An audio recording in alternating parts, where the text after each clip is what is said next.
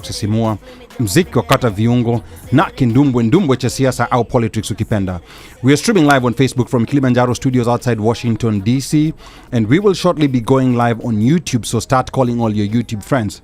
And please remember to subscribe to both our YouTube and Facebook pages at The One Mic Show. And then follow us on Instagram at One Mic Show. We're also taking calls tonight. The number to call is 202-683-4570 and press star 5 to speak. So save that number. Now later tonight, we'll talk about a scuffle that has been trending between Genge artist Nonini and the Madaraka Festival regarding a lowball pay offer. We'll be asking our guest Tabitha how she would handle such a situation should Nonini have been her client. So please start dropping a comment right now to tell us what you thought of Nonini's actions of publishing the contract that he had. Na bila kusahau, tapokea mziki toka DJ wetu machachari mleta habari DJ Omosh Fire, na tunadunda kule viwanjani na Mika Ojezi yake nambari 7 mgongoni akituletea habari za michezo. Moja kwa moja toka Kilimanjaro studios, ni mimi mtangazaji na mwanahabari wako mpendwa Ali Badawi. Kwetu wananiita mteule na wengine mniite mjukuu wa Masai, because I'm Kenyan by blood, American by design, Masai by choice. Sichagui, sikagui na sibagui. Karibuni. Now, let's talk politics. Now this hour we'll be talking to career acceleration expert Tabitha Njeri. She'll be talking about unknown hurdles that black men experience, hindering career growth and preventing them from getting into leadership roles. Now Tabitha will also be giving women tips on how to influence men in their lives into action towards boosting their career goals. Now feel free to drop your questions as the voyage is about to begin. And I'm your co-host and producer Ali Badawi. It's Friday the 8th of September and we are coming to you live from Kilimanjaro studios outside Washington DC. Now please remember to subscribe to our One Mic Show YouTube channel and follow us on Instagram and Facebook at One Mic Show. On panel with me tonight is Mr. One Mic Kamakawa. Our sports anchor Mika Och will be joining us via Zoom, and our resident DJ Omosh Fire is live on the decks. We also have some surprise guests in the studio. We're going to introduce them later, and also not forgetting our super producer, none other than Mubelwa Bandio. And now, because we have a lot to cover tonight, we are going to get started right away. And we know that the issue of inequity in the workplace has been front and center of many discussions especially during the pandemic. Now, the conversations have mostly been centered around gender and race, but on the show tonight, we want to specifically look at unique hurdles that hinder the career growth of black men in corporate America. Now, this is a group whose workplace issues are rarely analyzed in isolation. Now, there's research from Coqual, a nonprofit that does research on equity at the workplace, shows that black men occupy less than 0.8% senior leadership roles in the top 500 companies in the US. Now, while some of the reasons behind the underrepresentation might be systemic and entrenched or even historical, tonight we want to explore the unique, covert, and unseen obstacles that might be holding black men from reaching their desired career goals. What are the unseen forces that black men are subconsciously unaware of at the workplace that are keeping them away from the pay, the positions, the recognitions, and the promotions that they want? Now, to help us uncover these hidden landmines at work that target black men is, believe it or not, a black woman, Ms. Tabitha Njeri. Now, Tabitha is a career acceleration expert based in Houston, Texas, and has previously been a guest on the One Mic Show. She has spent over 15 years in corporate America, where she rose from a human resources administrator to a vice president at a global Fortune 250 company. Now, beyond her professional achievements, Tabitha has had profound impact on the lives of African leaders and professionals through her career acceleration program that has empowered over 300 individuals in diverse professions. Now, as we speak, Tabitha will be hosting a Zoom meeting this upcoming Wednesday, the 13th of September from 6 p.m. The Zoom session will be providing tips and strategies to black men on how to master and conquer corporate America. Now, you can find the link to register for the session down on the Facebook comment section. We've already pinned it, so make sure you go there and book, because there are limited slots that are available. Or you can also directly go to her career acceleration program for. You can enroll directly to her career acceleration program for men at tabithanjeri.com/men. Yes, let me repeat that again. It's tabithanjeri.com/men. Now, I want to take this opportunity to welcome Tabitha. Welcome to the One Mic Show. How are you doing today? She's on mute. Okay. Oh, I am doing fantastic. Okay. And I'm really looking forward to this session. And let me say this, Yes. right? I see three men in there. Right. And I hope that as we go through this discussion, you will challenge me, you will push me, and we'll have a really rich discussion. So nothing is off the table, guys. That's what I want to say. I'm super excited. Okay, what a way to start. Three men in the studio. There's actually four, maybe five. There's some that you're not seeing.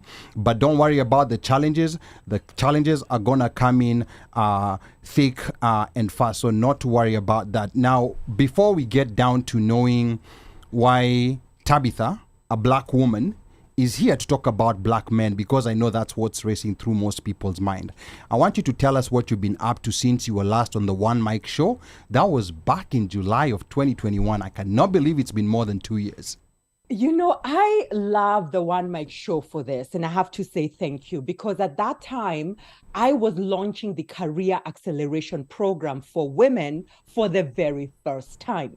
Right. So I came on this show and I was having a Zoom that weekend, and you were the first people to hear about what was happening. So since then, right, we've had over 300 professional women in the UK, in the Middle East, in Kenya, and other places in Africa, of course, in the US, go through and graduate through this program and have incredible outcomes, such as people 5xing their pay, getting promotions when they had never gotten promotions, and so much more. And also since then, you know, I've done a lot of one-on-one sessions, one-on-one coaching with leaders, from C-suite executives to leaders who lead global programs in Africa, over all of Africa, and leaders in the US too. And that's where I've actually had the opportunity to connect with a lot of men, right? So Years ago, was able to get you to get women to register for your program, and up to the point where you are today, where you said you were registering, I think you said more than 3 groups that I shared the promo for this show to handle this topic. How is she an expert in this topic? End quote.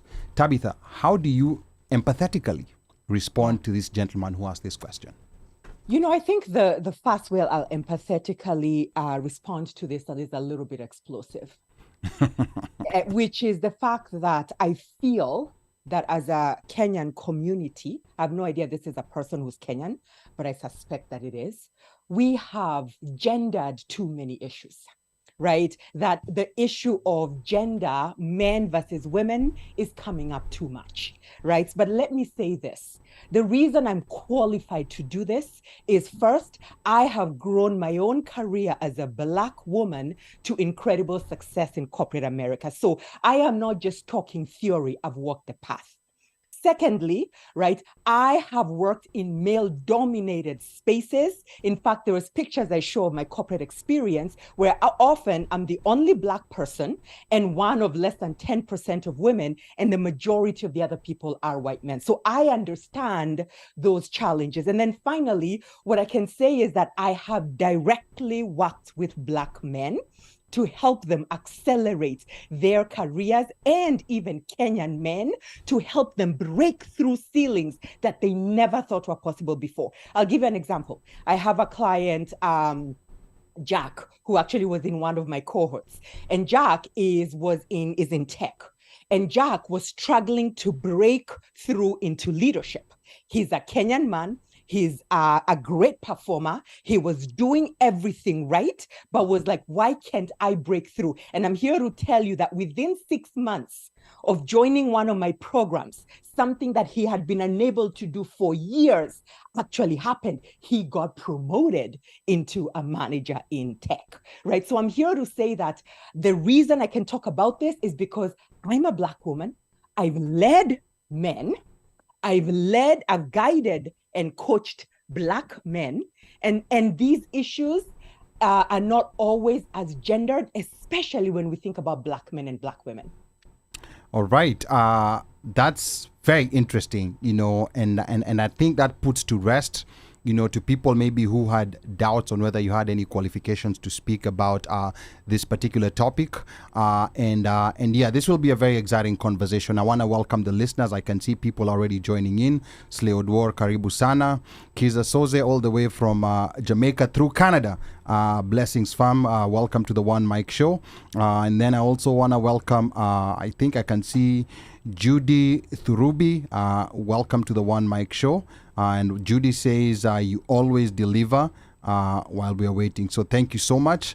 And then, there's quite a bit that we want to cover. And I want to remind the listeners that you're tuned into the One Mic Show.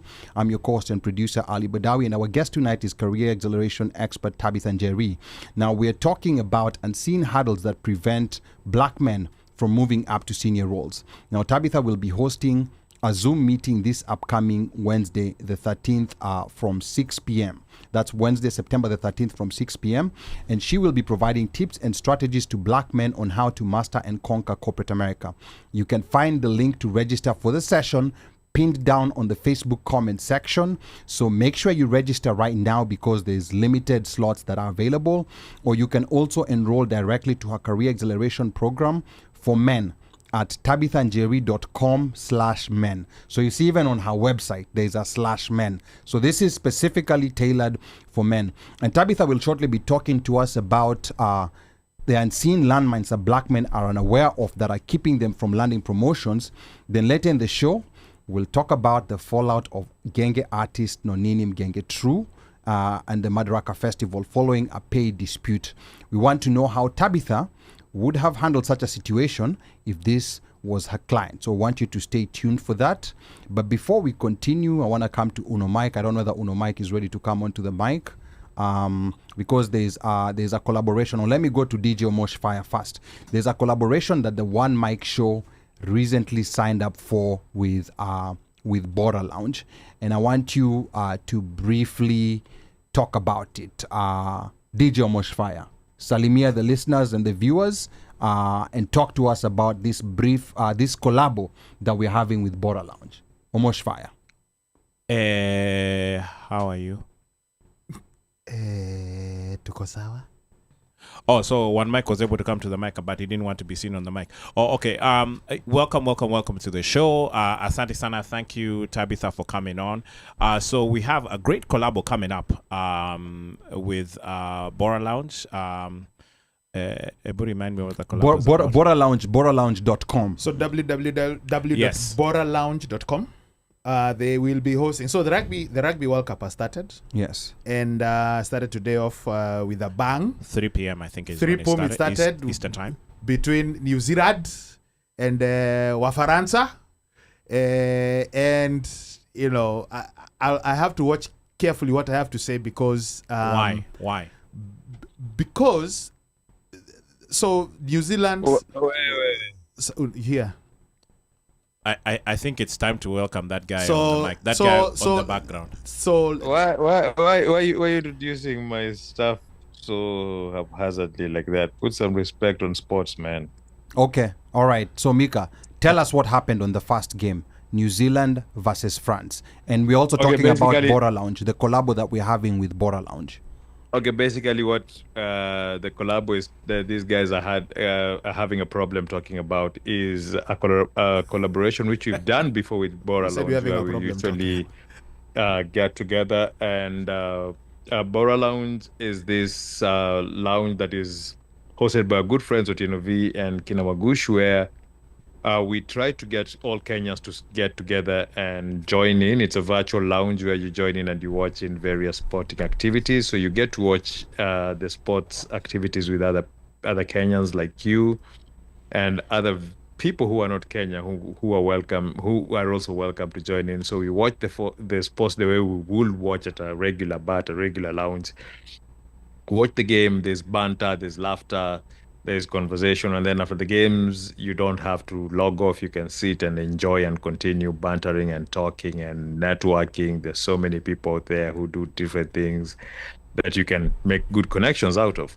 Going back to the Rugby World Cup kicked off today at France, and host nation France humbled that team that likes making noise and calling themselves the best, the world champions, come out to NBA. Wow. France defeated New Zealand 27-13. It was not a surprise.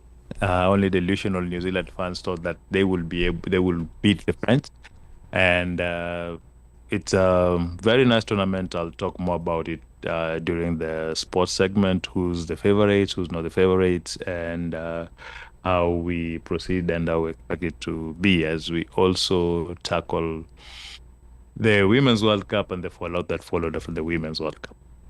So, Mikasi, this is still group stage stuff, correct? This was the first game. Okay, so it's considered group stage, right? Yep. Okay.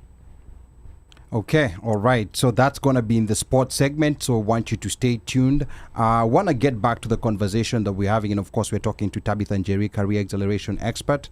Now, Tabitha, there's generic advice that black people get regarding careers. That's online, in blogs, and various other fora. I want you to please describe to us what this generic advice sounds like, and maybe tell us how you feel on how this has worked or not worked for black men overall. Tabitha. Audio. Oh, yeah, good question. I think I'm going to start by saying that the strategies that we have been applying and black men have been applying have not been working. And I think that the reason they've not been working, if I can give you a couple of reasons, is the first one, you talked about the statistics of black men, right, in leadership positions. But let's also look at the percentage of black men on boards, right? So as of 2020, we only had about 3.3% of board seats occupied by black men. Then I wanted to share another really interesting one. In 2020, because, you know, we often talk about the gender pay gap, but we often do not talk about the racial pay gap. Does any of you know what black men earn in comparison to white men for the same jobs? Is it let me try to make a guess on this. I've seen it before, but is it around 71%? Yeah, 69 cents to every dollar. Okay. Right, and this is out of the Economic Policy Institute in 2020. And this is doing the same job. Higher. Doing the same job. Okay. Higher. Does that mean I need to? And you know, talk that's to actually someone? a really interesting one, because I'll tell you this, right? I meet people who say, it's not possible that I'm earning less because my company has pay structures. And when HR calls me to offer me a job, they tell me that this is the range, or they tell me that this is the flat, the rate that they pay. But the reality is, oftentimes, because I've been in HR for a few years, oftentimes what happens is that HR will offer you a percentage of what they can offer and expect you to negotiate, right? So if you're being offered 70% of what they can offer and you accept it, or you negotiate from 70% to 80%, the reality is that you're leaving that extra 20% on the table. So that's another sign that things are not working, because black men are still earning 69 cents to every dollar that white men are earning. Another one that I really want to talk about that tells us that black men are not is the promotion gap. There is a promotion gap for men. There was a study that was done by MIT and the University of Minnesota, and they looked over 30,000 pay records. And what they found from that study is that a lot of times people of color, women and black men, were labeled as high performers, but in ratio, they were promoted significantly less, right, than white men who were rated as average or high performers. So Wow. all these things are things that tell me that, gosh, guys, we've got a problem. Wow. Now, these are things that your average person, you know, just working hard and checking the boxes and doing what they're supposed to do, doesn't know. These are things that I mean, like some of this I'm hearing. I mean, I knew about that pay gap, and you know, like when pay gap is talked about sometimes in media, it's not, you know, like actually contextualized. Like when you talk about 69%, it means that if you're getting paid $69,000 a year, there's a white boy somewhere, or let me say a white guy, a white man somewhere, who's getting paid for the same job, same experience, same everything, who's getting paid $100,000 for the exact same job. Is that correct? Yeah, 69 cents to the dollar. Okay, yeah, and that's quite amazing. You know, I want to bring this on set. We have, like you said earlier, we have a couple of men on set. We also have a woman on set, and we have guests in the studio. I'm gonna give them an opportunity to maybe just introduce themselves. They're from Kenya. You know, they still have the Kenyan dust. They're fresh from Kenya. So it will be nice to also hear from their perspective and their side on their thoughts about this. We're gonna start with the lady, and then we're gonna come to the gentleman. All right. Hello. I'm Sylvia. I'm a guest of Muturi. We just found ourselves. Who's Muturi, by the way? Hold on. Humphrey, one mic. That other name is even not known Humphrey. We don't know. Yeah. Who is Humphrey? Who is my Humphrey? gosh, yeah. Yeah, Ateke many. Who that? Yes, Muturi. as has been said, we're just here visiting from Kenya, and we came to visit the show today. Karibu. And yeah, very happy to be here and really excited about the topic. And yeah, Okay. it's very, very interesting. So far, from what you've heard, what Tabitha has said, what is it that has caught your attention? The 69 cents to a dollar thing, I think I knew. I think it was in the back of my head. But then the idea that that you have to negotiate for the rest of the 20% is a tough one. That's 31%. To navigate. Yeah, it's a bit of a hard one because you don't. For me, like as a woman, I'm very much this humble person, and you know, I take what I'm given, and if I negotiate, I'll negotiate just an extra 10%. But also, you don't want to out negotiate yourself out of a job. Like Okay. that's the idea I usually think about. Like you don't want to you haven't be too expensive. Yeah, exactly. Yeah, and Jerry, pay attention to that. Out negotiate yourself out of a job. You're gonna, maybe address that. Yeah. How do you negotiate in a clever way that yes, so you get your full worth of your full 100%, but then you're not seen as a pricey job candidate. Okay. Yeah. All right. Let's go to our other guest in the studio. Please introduce yourself. No, so you got a mic. I think he's shy. Jerry and I are visiting from Nairobi, so we are also guests of Muturi.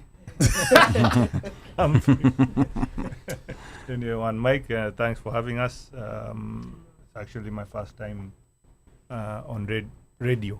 Okay. So visual radio. Yeah, visual radio. Yeah, Okay. exactly. Everything else also. Okay. So, yeah, I mean, on the topic, it's something I can relate quite well to. I've been in corporate jobs in Kenya for quite a while, still doing them as we speak. So, different perspectives. One, what Jerry has talked about, or Sylvia, is especially back home in Kenya, it's unlike the States. Kenya is a very, you could call it an employer's market. So the leverage sits with the employer. And so just like she said, that aspect of there are 3-4 other potential candidates for the same role. And you have a fear that if I'm too unaffordable, that offer will be given to someone else. And oftentimes, in these roles too, the difference between the top 2-3 candidates is not big. And so any of us could get the job. So you tend to fear that if I'm too tough with my requirements, then, the offer will go to the next guy. And sometimes, we see it happen because that you have insiders when you're getting a job. And so you ask around, hey, what's going on? And you hear they're talking to other people. So I think one insight that would be important, and I'm not sure it's the same circumstances in the US, things could be different here, more jobs may be available, and so if you have the qualifications and people really want you, they'll give you what you want. But back home it's a bit different. So maybe Njeri, you could speak a bit more around how one can navigate this negotiation to get what the maximum, everything that's on the table. as Okay. close possible to what's on the table. All right, very, very interesting questions coming in from our guests, and this is a different perspective, like coming from Kenya, and even Judy here, who's on Facebook, saying out negotiating ourselves is a real concern, and I know this the aspect of negotiation is one of those aspects that Njeri has really been drilling in for a very long time. But also, let's not forget, I think it's important to understand what Kim has raised, that the corporate world in Kenya, it's an employer's market. It's an employer's market. So that in itself, I mean, you probably... It brings a different dynamic. But Okay. maybe Njeri can chime onto that. I don't know if Omosh over there has anything to say. Yes. Omosh. Yani, I'm playing back what Njeri has just said. And I got a job, a year ago? A year and some change ago. Umechezwo. Boss, wewe, si ungacha tu angalau even I said by myself. Okay, sorry. Okay, I won't with this guy. So I did negotiate. Yes. And I still felt that I didn't get enough. Yeah. But then, there's this aspect now of 100% remote. Yeah. So from my perspective, nilipiga hizo madhafu nikasema petroli, sijui lunch, sijui yani, okay, Jerry, just endelea because e audience but you see, I mean, it's a tough crowd. Hostile. It's a tough crowd. Finish. But going by Njeri's numbers, correct. If you are offered, let's say, 140K for a job, correct, it means there's a white boy somewhere who's making 200. Yes. Who's making another 30%? Right? And 30% is 60. Yes. That's 200,000. Yes, that's a $60,000 pay correct. difference. Correct. Yeah. That's so these numbers, like the 69 cents to the dollar, hiyo madhafu yangu haikuwa imeingia hapo. Madhafu yangu ilikuwa imeingia pali na save hapa kwa petroli, sijui tires, sijui I don't know what.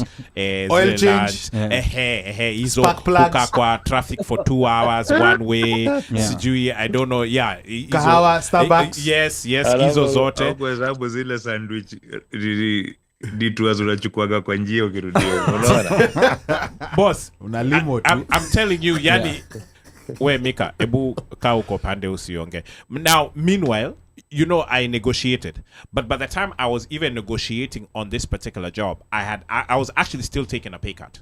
Because the job that I had before, was paying more. But okay. I was commuting, and I was commuting every day. So when I pick out all of these madhafus and I come back and you look at certain other things like what are you getting for your for sick pay? What are you getting for your annual leave? What do you get for your annual leave? Some jobs have unlimited PTO. Some have unlimited sick time.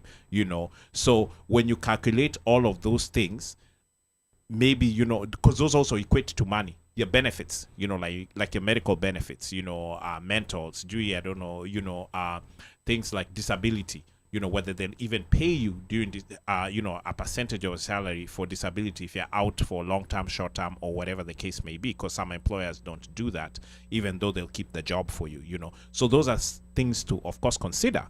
But at the end of the day, Mika yenyewe ulisema right ni wechezwa. Now Jerry akuja piga negotiation. But before we go to Jerry, Mika, are you also in a position where, like there's a Jake somewhere or a Brad, like a white boy, like just graduated 2 years ago from college, is doing the same job as you're doing, or Tom, but making 31% more than or you. Theo. Making 31% more Theo than is you. black. Theo is black. Okay. Yeah, Theo is black. Yes. Bro. Okay, it's Jack. Okay, Jack. Yes. Okay. Or Greg. Or Michael. Okay. See Mika, but Michael. Yes. Okay. Yeah, so Mika, Dick. are you in that situation where there's a Michael who's doing the exact same job as you're doing, but is earning 30% more than you? Or has this ever been in your mind? I think Mika, yuko na mtu HR. Sahi hapana, but when I was in Arizona, actually they created this position and they told me take it. But then luckily my manager, my supervisor that time, because I was a manager already, they were pushing me, they were trying to create another managerial position, like sort of parallel to what I was, so that they could bring up one of the, he was white, one of the white guys who was a senior developer. Then my manager told me, don't accept that thing. Don't accept that position, because he was Hispanic. He was like, because number one, they're trying to bring up Sean, and they'll give Sean your former position and pay him more than you. So, Sean. So he, that's when he told me, don't accept that position. In fact, what you need to do is now apply for another position, which was a more senior managerial position. And he gave me what to ask for. And then I was like, and he told, what they're paying for is for your experience, nothing else. So use that to negotiate. Okay. Like literally your skills run half the company.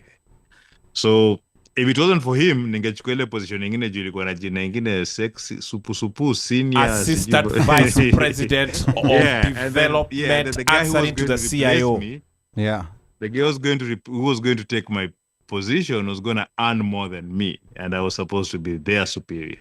Oh wow! Okay, so it was an Alejandro. Now he had an insider. You see, I told you Mika alikuwa na insider. Yes, he knew someone. So that's very interesting. Rare. So Very Mika, rare. kwa ufupi, I think umesema mfuko umenona, so we know who's gonna take care of business when we are taking that trip of ours. Nisikia akiwika tena road Yes, trip. but now let's go back to Jerry, who's been like keenly listening to the different and things writing that people, notes and writing notes. Ameandika notes To what people have been saying. And real quick before we go back to Jerry, Annette Karanja, like our cultural contributor, she's not in studio today, but on YouTube she's saying, let's talk negotiation and job hunting, being job hunted. We are no longer in the days of staying at a job for 20 plus years. Average job tenure is now 5 to 6 years. Then Annette says our YouTube counterparts are job hunting, getting higher job offers and leveraging that with current employers, or leaving if the current job doesn't match.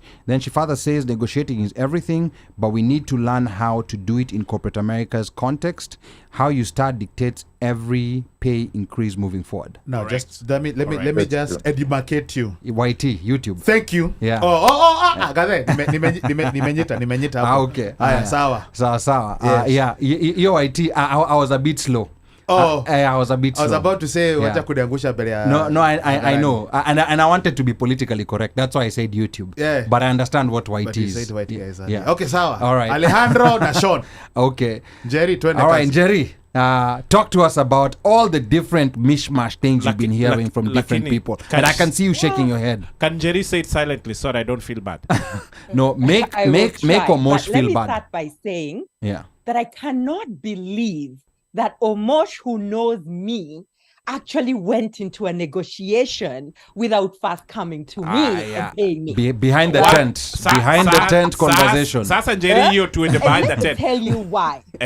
Right? Jesus. Because I want everybody to write this down. Lima yeye. Please type it. Leave right? my area. Okay, You can never out negotiate yourself from a job. Wow. Eh? What Ebu you se- can sema do kwa kizungu. So is wait. negotiate poorly, Okay. which wait, a lot of people. Let's pause there. Jerry, sorry for stop. Let's pause there. You said you can't out negotiate yourself out of a job. And that you're talking here, we have two contexts. We're talking about Kenya and the US. Oh, so it's yes, so it's in both I've worked with- contexts. Absolutely. Okay. Then let's listen to you. Yes. So let me say that again. You cannot out negotiate yourself from a job. What you can do is negotiate poorly. You can follow Google rules, negotiate poorly, and therefore come across the wrong way and potentially lose favor. Right? Because when you go on Google, you get some of the most common repeated negotiation strategies, which are some of the worst things I see out there. I hear never throw out the first number. If somebody tells you never throw out the first number and forces you into a back and forth negotiation that's angry, like nobody is really willing to throw out the number, they are somebody who learned their negotiation from Google. The second thing you hear a lot is negotiate for other things other than salary. Try get a better vacation. Try get better 401k. Try get other perks. Work from home. Come on, Moshi. Okay, work from home. is a Wait, perk, you're 100% right? Save on tires and gas. I see fish. I see fish Oil all the change, time. na spark plugs. Okay, move on. Nine Because your missions. most next time when you wanna go for work from home, you ask for more because it's gonna increase your utilities by you staying in the house. Okay. Aye, Yani okay. unajua watu kuna watu wengine wamesha kula hizo do alafu na walikuwa na insider na wanaongea hapa. Okay, Let let's my go back to thoughts- Jerry. Let's Aye. go back to Jerry. Yes. Yes, So Jenny, let go me back. continue here and say this, right? I think any of you that follows my page and has come to Career Church, right, which are the free sessions I've hosted, including negotiation. And some of you here, like I think Judy was at the Elevated African Woman Conference, where people were talking about people in Kenya and the US were talking about 4xing their pay. Somebody in Kenya came and told a story about 4xing her pay in Kenya through switching jobs and negotiating. Another one out of the blue talked about at her existing employer getting a 50% raise in Kenya. And I even have a story on my page of a Kenyan who was making about $2,500 working in government. And now she was going to work for an international NGO. And you know, in Kenya, before they give you an offer, what's the first thing they ask you for? A pay slip. They want to see what you're earning today, correct? For Is those who are in that Kenya. legal? Then they anchor. In Kenya, offer everything that is the- legal. Wow. Okay, I did not even know that's allowed. In Kenya, everything is legal, But boss. let him answer. Is that legal in Kenya? Well, I don't know about the legality, but it's a common ask, yes, by HR. Can you say no? Well, you can, or what people do is sometimes they doctor the number. So you go to River Road for those jamas who give diplomas But and you add Ali- them, you have them add. Ali- You adjust the number here to, so that it's But guys, higher. let me ask you sorry. something. Yeah, Wasn't go ahead. this a practice in the US a few years ago? Because I remember when I was in banking and when I was moving from Bank of America to PNC, I remember when they asked me how much I was earning, and I told them, and I know that they were calling to confirm if I was within a certain salary range. Okay, I know they can ask you, They but can demanding a ask, it pay stub. happens. No, they actually No, do. not the- a pay stub, but I'm saying here they when they call to do that verification of if you to verify where you are working Mhm. and what you're doing, where you're working, they will ask that. I remember when there was an interview I did with the UN, and then I finally didn't take the position. They did the same thing too. They called Bank of America to ask them how much I was making, Okay, all right, yeah, like where To I answer was your in the question. salaries. yes, To answer yes. your question maybe before, I mean, back to the mindset or the context. I think based on what Jerry is saying, if I hear correctly, it's more, there's an aspect of the confidence that you have in yourself and being in the mindset to be able to negotiate properly. And in our case, most of the time, we are in that, the context or the mindset that we are in is we really need this job. Right? Okay. And so you don't want to tell HR that, by the way, is it even legal to give you my payslip? You want to give it as fast as possible Yeah. so that you're Okay. getting You're happy feedback to be from there. them. All right, let's go back to Njeri because, and sorry for interrupting you. You know, you were trying to make a point. Ali, they ask here, by the way, and I'll break down if you ask me. I'll break it down to you. Like, for instance, I have a friend in tech who was getting a job, had an offer, everything was down. Ilifika point here, your pay stub. And in fact, it wasn't necessarily the pay stub, it was actually the W-2. Oh, So they jeez. wanted to see what this person actually made in the previous job. Previous year. Yeah. Okay. So at that point, you know, it's back to that. What range are you in? Should we be giving you this? So now, if you're telling them that you are making, I don't know, 90K, and you know they are offering you 130K, but then your pay stub shows 60, you'll never hit that 130. Okay. All right. Good. So let's go back to Njeri. Jerry. Not true. All right. So the story I was telling was the story of the person in Kenya who Yes. was making about $2,500 in government per month in Okay. Kenya. So in Okay. Kenya shillings, right? And in government, and $2,500 a month in Kenya government is actually good pay. It is. And it comes with perks, right? So the perks are really the big part.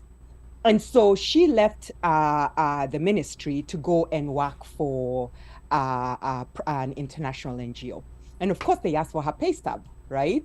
And she had to provide her pay stub. It was required for her to get the offer.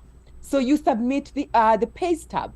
And however, despite her making $2,500 a month, right, what we did that a lot of people don't know to do or don't do was we pre-negotiated. And by the way, that exact WhatsApp chat is on my wall.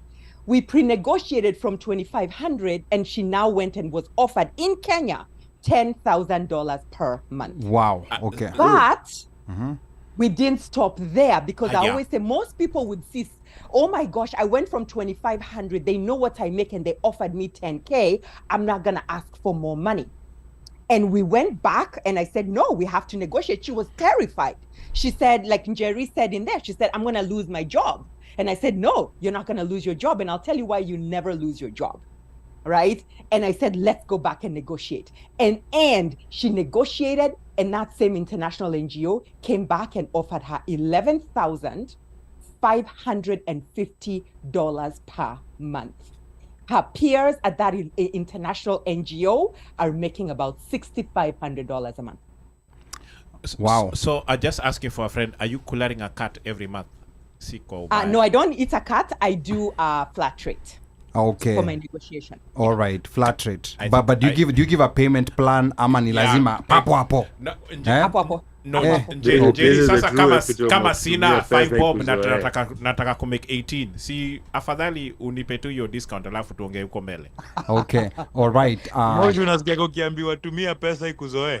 Okay. Yeah, but let me tell you why you never lose your job in a negotiation, because that's a big, powerful statement, Yes, it right? is, In a yes. salary negotiation. The reason you do is because one of the biggest mistakes people make when they're negotiating their salary is they focus on their position. They focus on what they want. Their first thought is, I want to make X. So then they enter into the negotiation with their perspective in mind first. I'm trying to make 10K a month. So I'm negotiating for 10K. That doesn't work well. The opposite is instead to focus on interests, to focus on why the organization needs you and only you. And when you position your negotiation and really remind them why you are the only person that can do that job well and that they need you, they will have no choice but to give you that offer. Right? So when people come to you and they tell you these scripts you find on social media, on Google, that say, oh, to negotiate for your salary, talk about, I've done some research, and based on the research I've done, this position pays, market research, it pays $15,000 a month or $150,000 a year. And therefore, I'm requesting that you pay me $150,000 a year. You've made a classic salary negotiation mistake right there. Okay, now I think Upper Studio Sylvia wants to say something, and I think maybe I don't know, from the body language I'm seeing, maybe you might be getting new clients. I don't know, because I know you work with a lot of people in Kenya. But Sylvia, give us your thoughts now from Kenya. Hawa watalipa 15 bob. Yeah.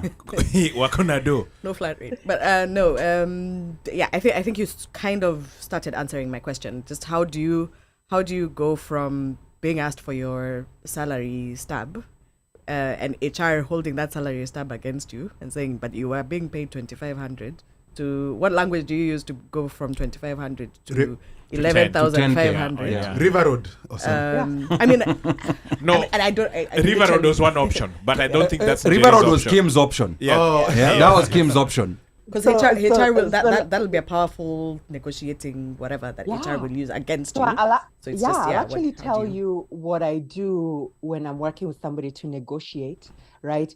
Is we sit down, I clearly understand that organization's business position. I clearly understand their pain points and their challenges. And then I clearly connect this person's unique value proposition to exactly, or unique value that they're bringing to the table, to how and how their unique value addresses their pain. And then once you've convinced them of that, then you make your request and you ask them to make up the difference. So when I'm working with my clients, what happens is we sit down and I give them a script. And this thing is hilarious because there are men that have done this with me. I think some might be on this call where we've done negotiation. We work on an exact script and I say, we actually role play it. You're not even allowed to veer off with one word. Like acting. You go in, yeah, like acting. Wow. And you say it word for word because the way it's crafted is to hit the right notes. We even talk about where are you pausing? Where should you pause for impact? Huh? Where should you talk with a softer voice? And where should your voice be firm? By the way, guys, I'm not kidding. That's the only way you get this. Where were you when I needed you? Raises you've seen on in testimonials on my wall. Okay, all right. Wow. So this is very interesting. We have There's even a pause. we have Kiza Soze here, Afro-Jamaican Yes. in Canada. Those who remember, he was here on the show, I think it was a couple of weeks ago. Correct. He wants to move to Kenya from Canada. He's a Jamaican living in Canada, and he wants to move to Kenya. And he says, I am done playing their game. I am planning my exit strategy. I have been in the same job for 10 years. My wife is younger and changed 4 jobs the same time. She now makes twice as much as me. I stayed too long. And I like the honesty. And I like the wow, honesty okay. that's coming from him, because that's a reality of what happens when you stay for too long. Jerry.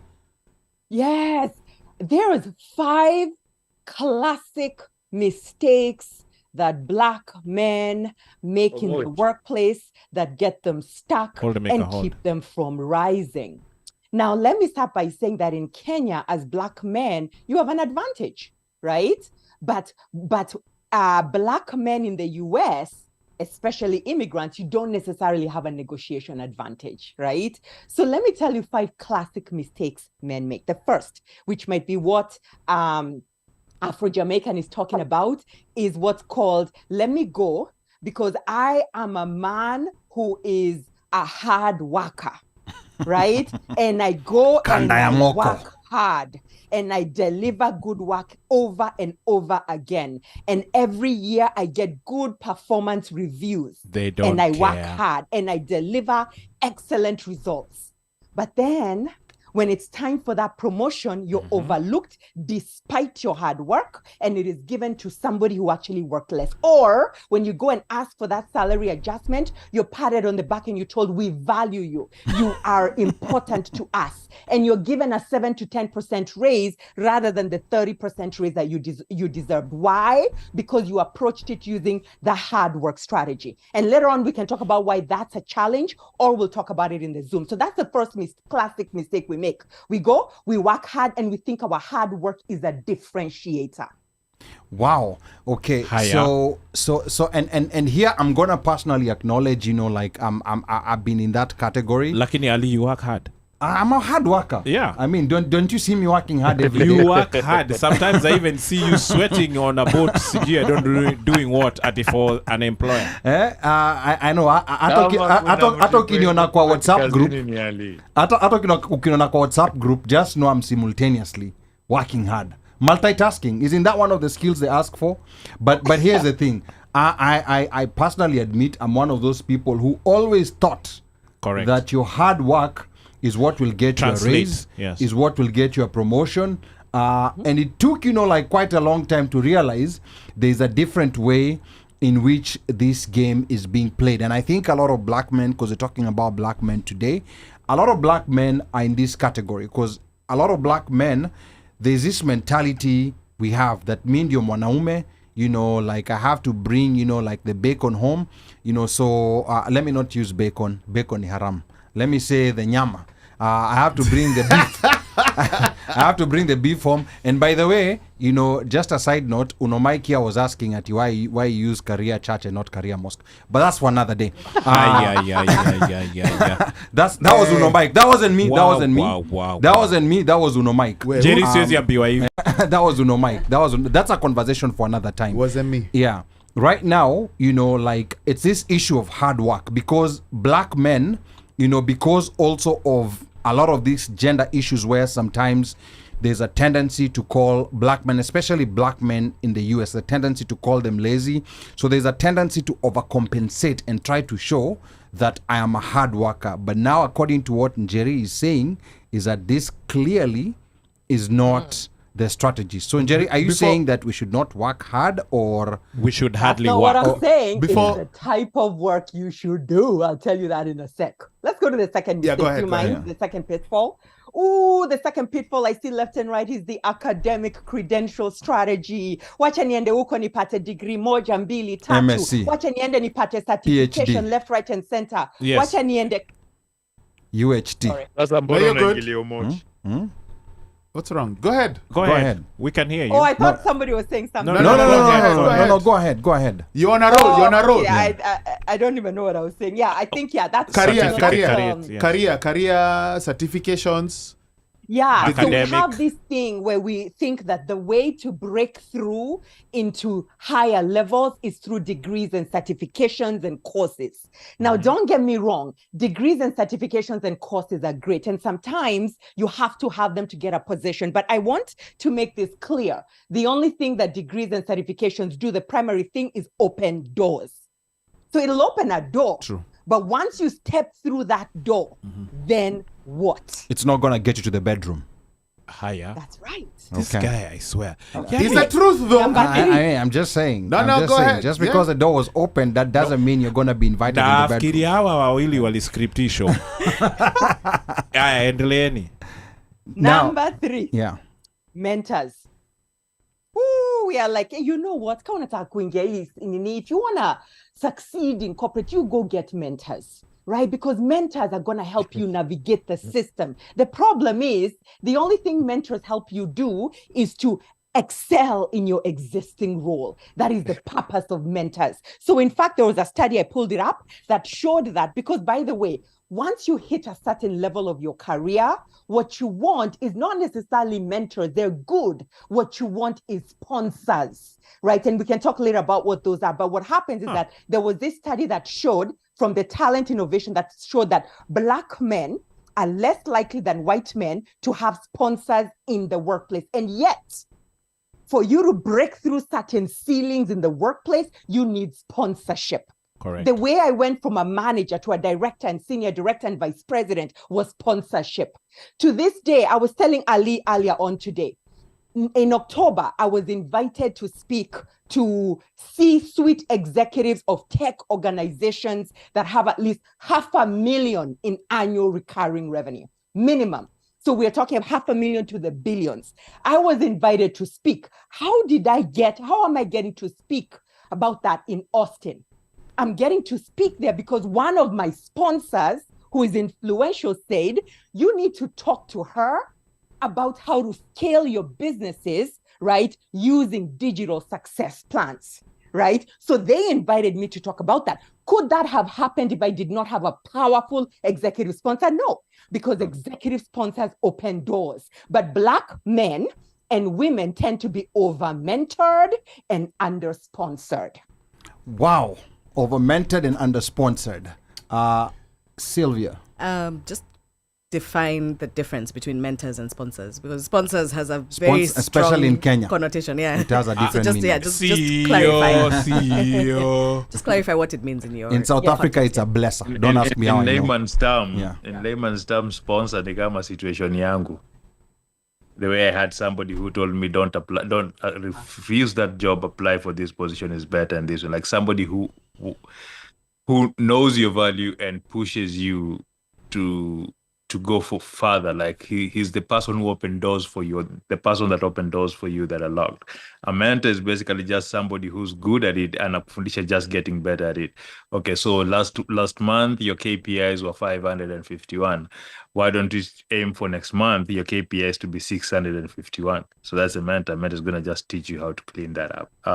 Jerry, you can polish it up. Where? Excellent. Mentors give Ow, you this advice. is part of the this script. is the key term. Yeah. Mentors give you advice. Okay. They even say, I'll go and speak to somebody. Let me connect you to this person. Yes. Right? Let me give you their number. Let me connect you. They give you advice. Sponsors, executive sponsors, are people of power that sit in the decision-making table. And here's the thing. They are willing to stake their reputation on your success. Wow. Ish. You know, over Wow. the years at work, me have been my own mentor and my own sponsor. Liwacha wewe ulikuwa na No wonder- sponsor. yeah, no So wonder- ulikuwa nenda trips na ule mse. Yeah, Ule mse yeah. mwenye kampuni. But now you see here's the problem. Had I known, like Yes. what Tabitha is talking about now. Correct. Because you see, when you're dealing, like with a sponsor, you have to avail yourself for sponsorship.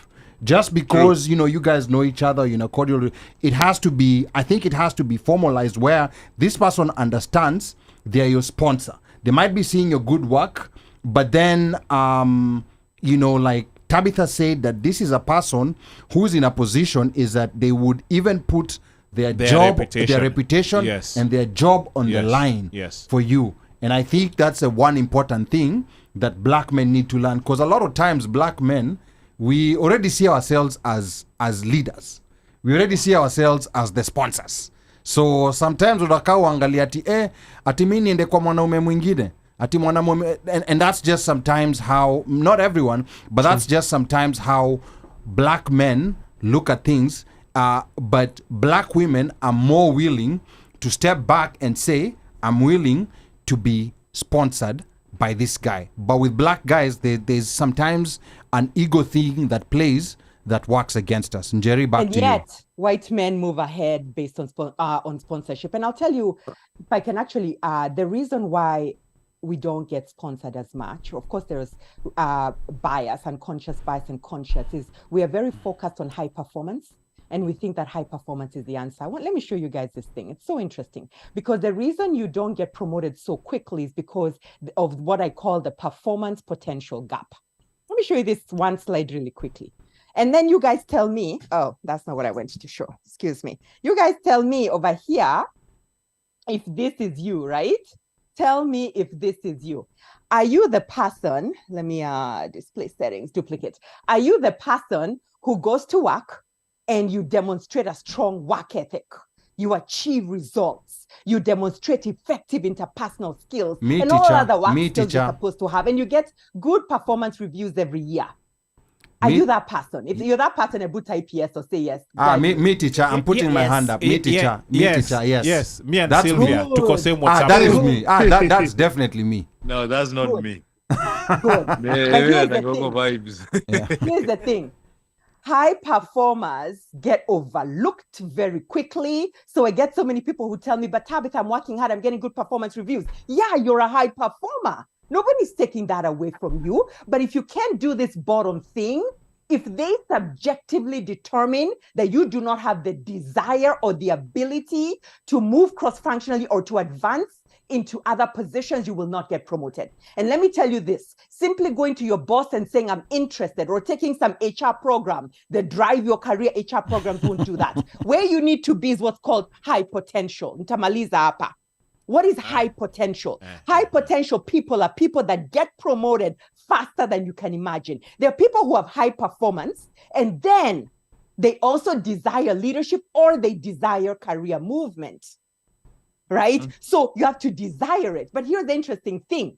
And in order for them to be considered high performance, high potential, you have to demonstrate initiative. You have to be self-motivated. You have to have superior learning agility. You have to have high organizational engagement. You have to have leadership growth potential. Subjective stuff. Sasa hiyo initiative ndio nani? Subjective. Now, here is a point where I think this is a lot of stuff, but this is the point where I think you sign up for that Zoom that Njeri is gonna be holding next week Wednesday. It's pinned there. Is it? Is that the one for 14 bob? No, this one, the Zoom is free. The Zoom is free, but then and that's and the link is actually pinned on the comment section of the live stream. So make sure you sign up because there are limited slots available. And then those who have already been converted and they want to go to Njeri's church, but I don't know if there's also a mosque. You can go to tabithanjeri.com/men, and there's an accelerator program there which you can also enroll. What about the women out of this call, the ones who have been listening out of this call and they've had some things that Well, I have to say my women's program that's kicking off on Sunday, it actually capped at 100 women. Okay. So we can't take any more. So they missed the bus. So can Sylvia miss the bus? So Sylvia can come in as Omosh. Just asking. Well, you know what we'll do?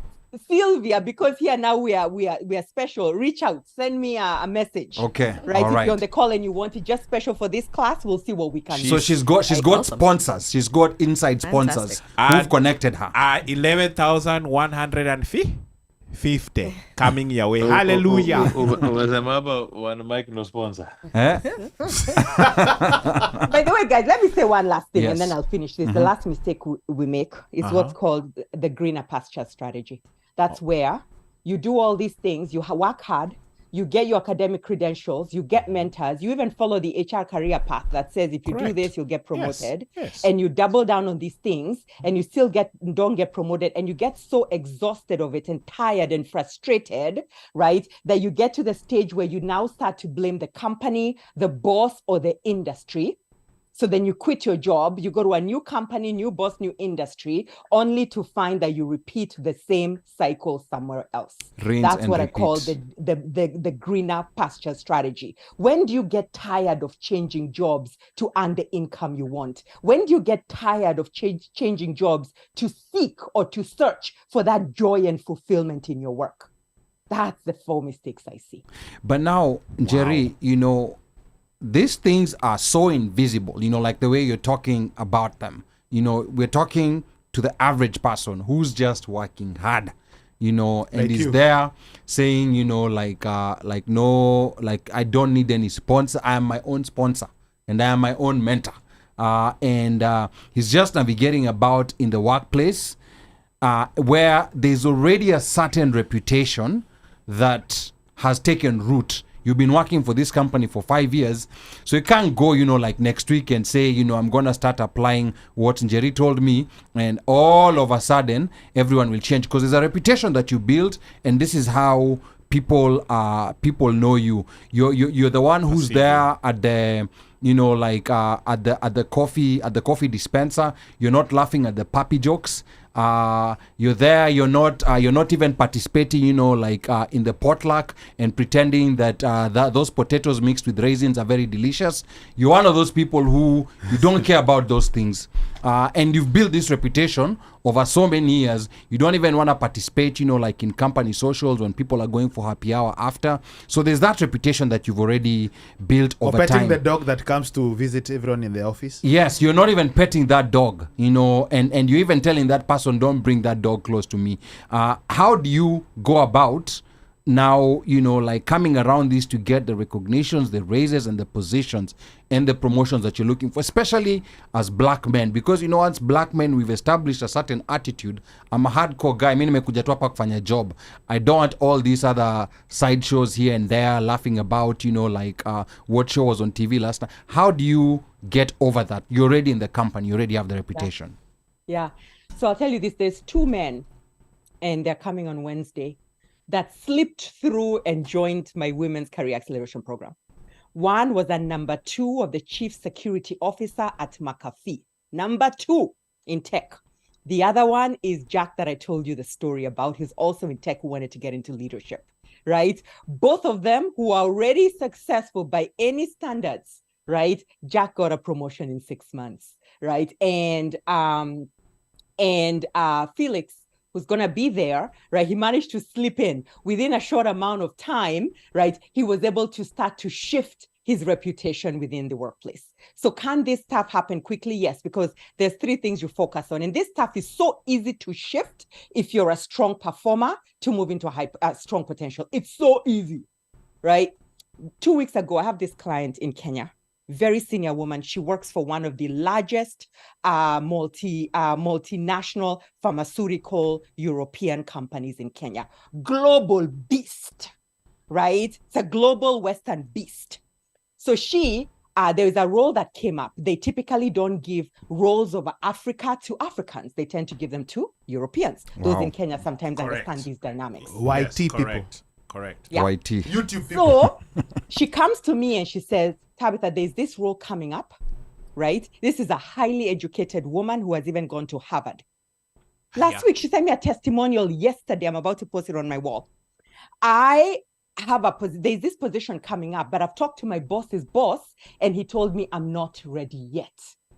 Why are you not ready yet? She's a strong performer, but they're like, you're not ready yet. Wow. Guess what? We worked on how she would package herself, right? Because the interview was a global interview from people from the West, right? And her boss's boss. By the time she was done, she spent a ton of money on that, right? We spent probably about 10 hours packaging her to come across and be not as a high performer, but as a high potential.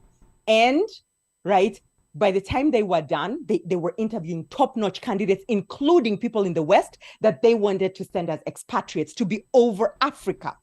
She got that position, and guess what they told her? They told her, we want to take a chance on you. Wow. You may not be ready all the way yet, but we want to take a chance on you. So how do you do that? The way you make that shift is simply by working on your political skill.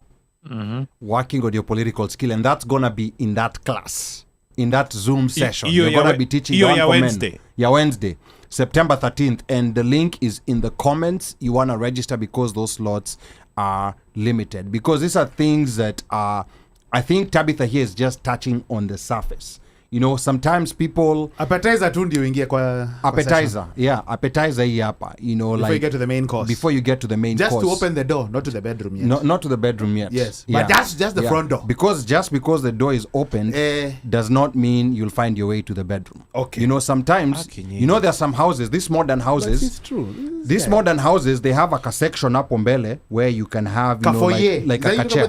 Yeah, like a chair that can even have a chair. Sometimes you might even be told to wait there. The foyer. To wait and see if the house owner will allow you to go in. Ama ni veranda. Unaweza ingia kwa TV. Patio. Ukire hiyo ndo living room. Kumbe living room iko juu. Yes, so all these details, we all have to pay attention to. So many comments coming here. I'm gonna first start reading the Facebook comments. I think Uno Mike, you wanna read the YouTube comments? Yeah, let me read there because I think this has something to do that happened to, and I think it touches on what Njeri was talking about when it comes to negotiation and how sometimes maybe others perceive you're not worth. So there was a situation here. So Annette says, do we remember Lamar Jackson took a long time to get a renewed contract? Lamar Jackson is the Baltimore Ravens quarterback. Yeah. NFL over here. He football. Oh, anyway, when he was Chicago Bears, so don't worry. With the Ravens, he was unsigned for some time. While negotiating, Baltimore people remember what I'm talking about. And she says, employers hire people they like, not just degrees. Nepotism, legacy, favoritism in the workplace prevail, aka sponsorship. In the political world, endorsements are the sponsor. They make calls, get money on behalf of your campaign. Travis Kraft. Who be that? It's somebody on YouTube. Imagine if white people had a stream on helping other white people. Well, maybe Travis Kraft, maybe you could start one for them. I don't know. But this is one for black people, where black people are helping other black people, and that's a conversation that we're having today. A couple of comments coming in also from Facebook. Wow, there's been quite a number of comments that were coming in. Yeah, while we were talking, you know, there's of course people who are sympathizing with Omosh here because they think that we're bullying him. They don't know he's the one who bullies us all the time.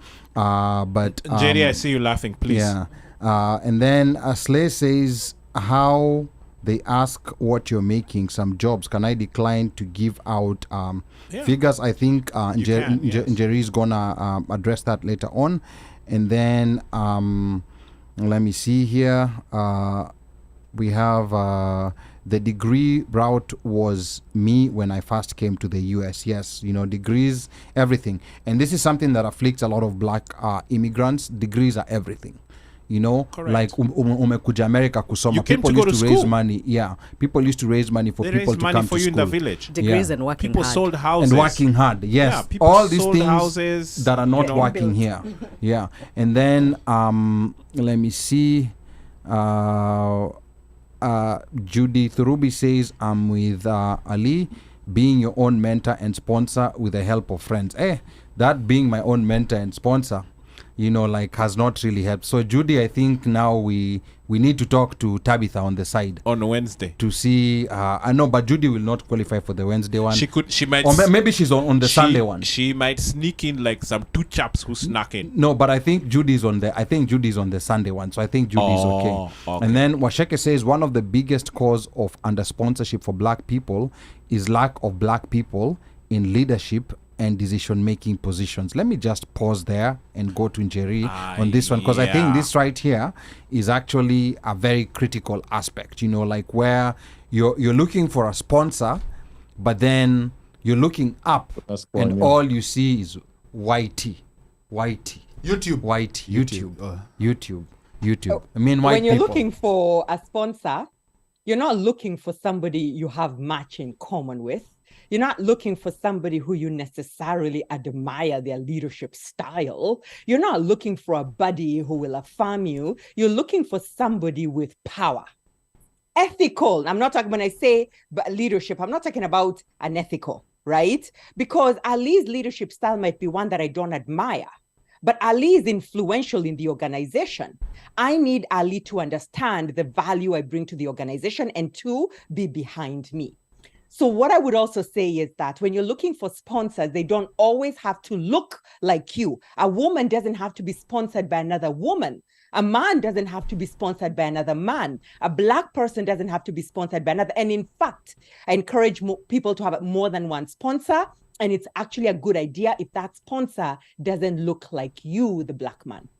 Okay, that's interesting. And how do you nurture a sponsor, or how do you acquire a sponsor? Do you just go tell someone, hey, can you be my sponsor? And then they say, yes, you are a very good worker, I'm gonna be your sponsor. Is that how it works? You know what most people do when they go see senior people? They go say, I'd like your advice. Or they go ask for career advice. So somebody very senior, they're like, oh yeah, can I schedule some time to pick your brain or get some advice on this?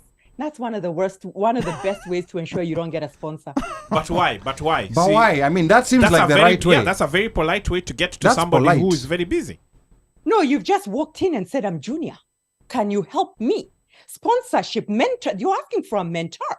Mentors guide you and help you be better in your role, be better. Sponsors want somebody of equal business stature. Now, equal business stature has nothing to do with your hierarchy, but what you bring to the table. I'll give you an example. My sponsor for a long time is now the CEO of a global Fortune 250 company. My sponsor, right? They were so senior to me, but what did I bring to the table? I brought informational power. I was able to give them insights as to how certain initiatives were resonating on the ground, whether they were working or not, what engagement was feeling like, how people were rambling or not rambling, and give recommendations to address those things.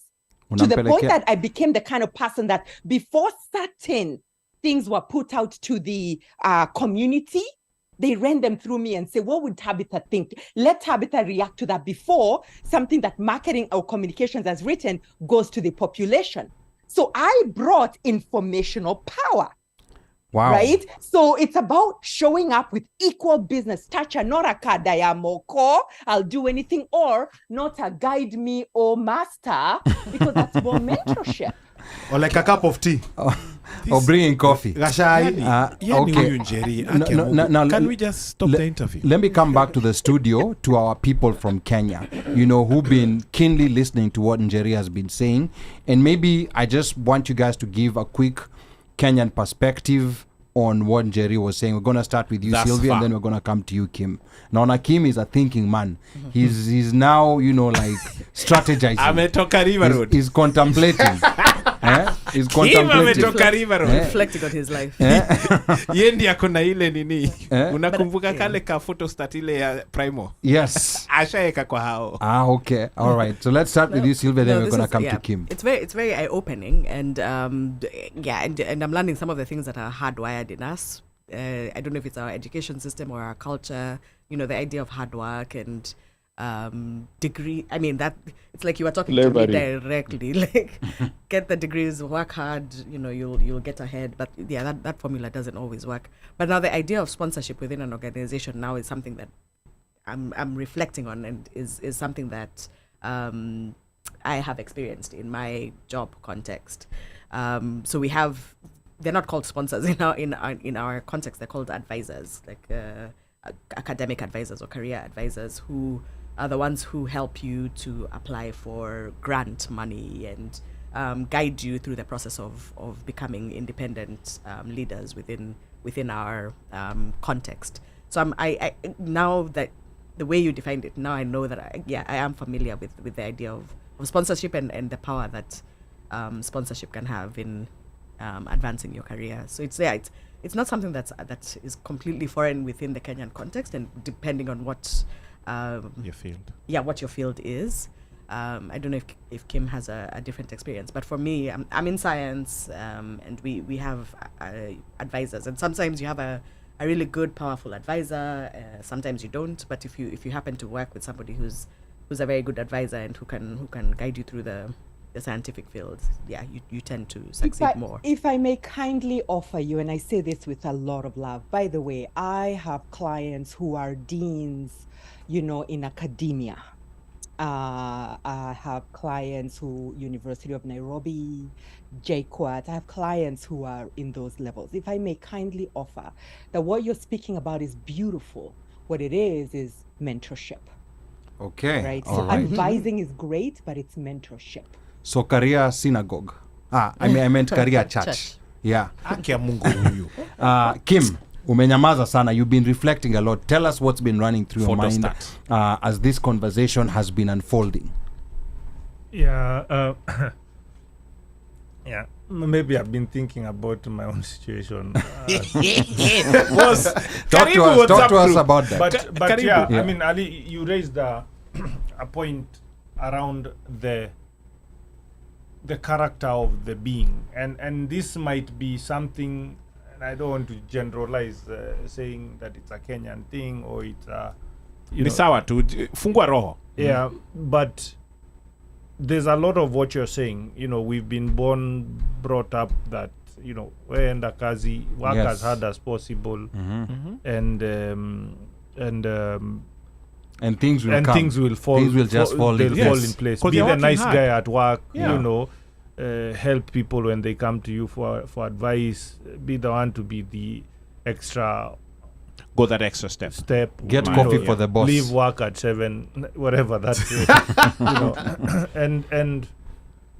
And now, based on what I'm hearing, is this growth is a very intricate science, which is so precise that even how you pose, where you Acting skills. Yes. yeah, it's basically like acting. Yeah. Yes. Politicals.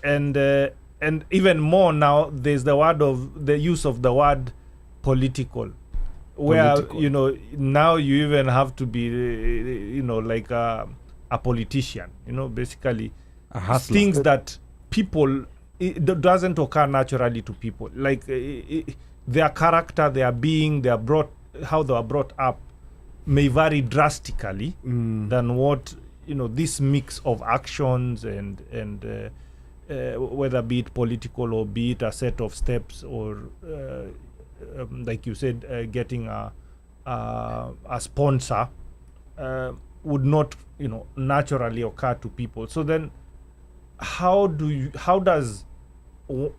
break that, get out of that discomfort or overcome this discomfort of how you've been brought up or how you've thought all through, and now get into that mindset that it has to be done in this way for me to prosper, and is that the only way, right? Can I grow without having to To have a sponsor to and a mentor. yeah Yes. You can, right? You can grow with the hard work strategy, the HR career path, the mentorship, and the academic strategy. Absolutely, you can grow. The difference is you are simply taking the long, hard path that is paved with resistance. It's the difficult path. Can you get there? Yes, you'll get there. You'll just get there slowly and with a lot more resistance than if you took the magnetic path. Okay, the magnetic path. That is very interesting. I Who, wonder who is this path of magnetic? See, We- I we- know the we- long road, that carrot, Well, still less God, travel. Ali- Hii path ndio gani bana? Mika. No.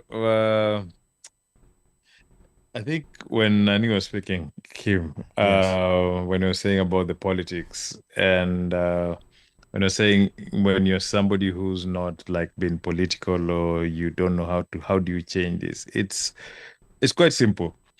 If you've worked in corporate, you know there's always politics. Every department, all departments are funded by the same company. Every member of each department or the department to have more money than the other departments. So how do you play those? So those are things that's when she was telling you have to be political about it. You have to be political in a way whereby how do you run yours? Because now if you're getting into a higher position, how do you cross-function with other department heads? How do you work with them in a way whereby you show them your value of what you're doing? And so when you're asking maybe for, I need to hire more people, I need to bring in more people, your budget is easily approved because they see the value that you bring to these other people without really stepping on toes. Ni kama vile ukimeka mabesti alafu mwende kukaa mkipiga story, right? Kuna time mnaweza argue juu ya ball, unajua Ali kasirika, Omosh ni mtu anaweza rusha ngumi, One Mike ni mtu ataza matusi. So how unaona vile mnakuwa na how you know how to politicize the banter to a point whereby the banter is there but then it doesn't erupt into a war. Okay. That is the same way how you learn those politics in the office, not the bad politics of kusengenyana ama nini, but the politics of how do you hold yourself. Running a business is politics. USA, an example, USA and China hate each other. They have destroyers next to each other. But guess what? USA is the highest consumer of Chinese products. China is the highest consumer of USA tech products. How do they balance that politics of doing business together while hating each other? Yeah. So those are the things that it's just learning how to juggle people and make without really burning bridges, making things for that's the thing she's basically talking to. Vile wewe ujua tu kuzusha ama tu sitaki kutumia example hata sitaki tumia hapana, but just how you juggle difficult situations in your day-to-day life is how you learn to do it. That's the politics she's talking about.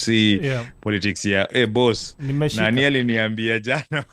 Nimeshika kabisa, yani nakubaliana na wewe, and I know is there a restriction on No, there's no restriction. There's no restriction. Naelewa. So I mean, and I agree, and I whatever Njeri is saying, I fully relate with. I see it every day, and I can see how I see it work. I mean, it's successful for people, and in fact, even in Africa.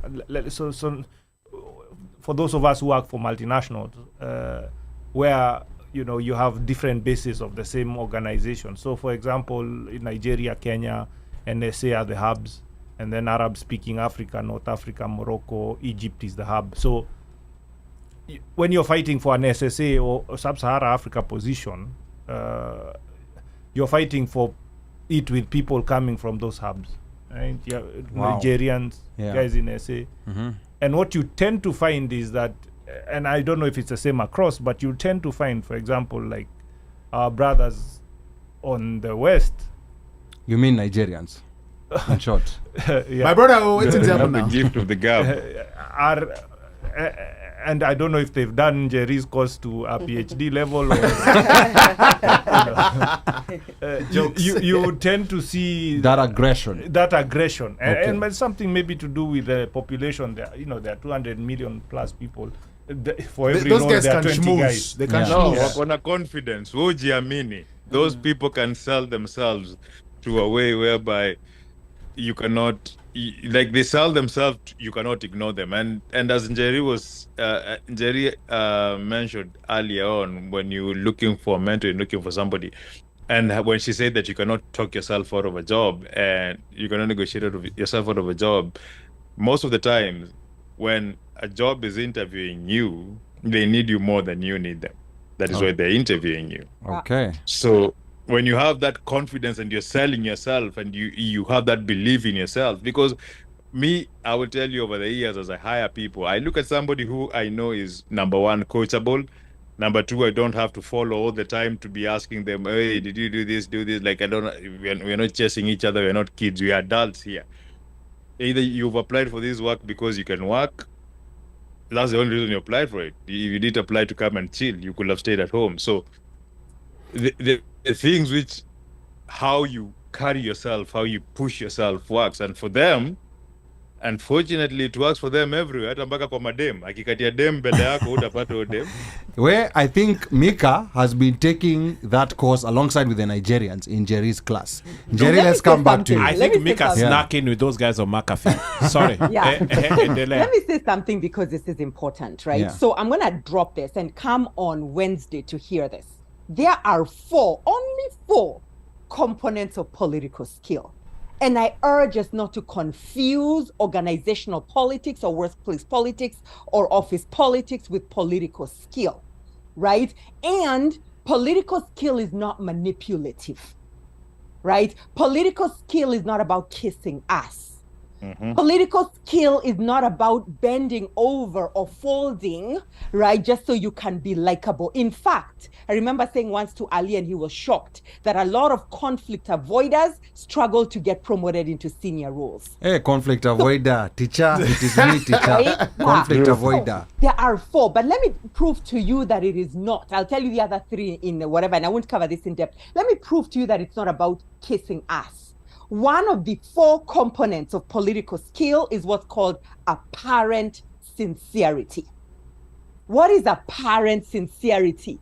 All that is that you have to appear open, honest, transparent, and genuine without without ulterior motives.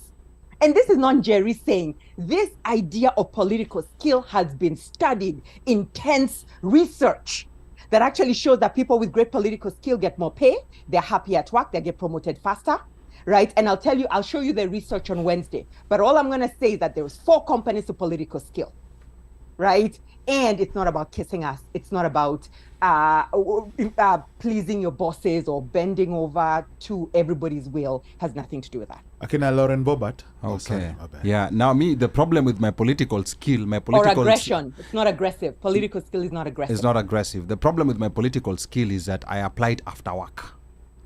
When I'm dealing with kina One Mike, with kina Omosh, with kina Mika tunasumbuana, that's where my political skill applies. Alafu nakutana na watu who are not willing to accept that useless political skill.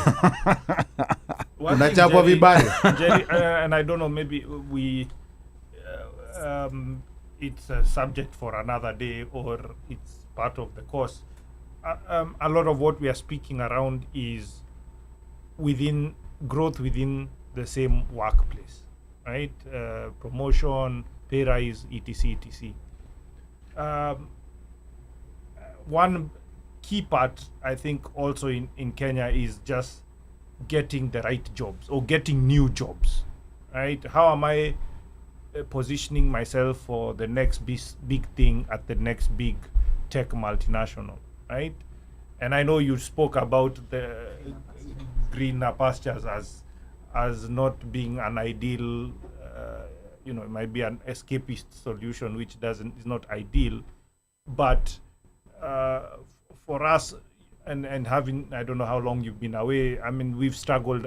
It's been a struggle, especially now. Jobs are hard to come by, and good paying jobs at that.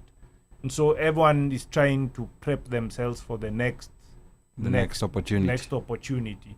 And I know, because where I work, I mean, I talk to HR. There's jobs where the job is, very, I would say, basic or it's not a very senior role, but you have 400 applications. You Wow. know? Boom. Yeah. So Yeah. how do you distinguish yourself Boom. as In a group of 400. or 400? Yes. You nailed that. You distinguish yourself in 3 ways. Right. And Right. actually, these are my number one selling programs in Kenya for Kenyans. I just told you stories of people. Right. Number one is you have what I call a door busting resume.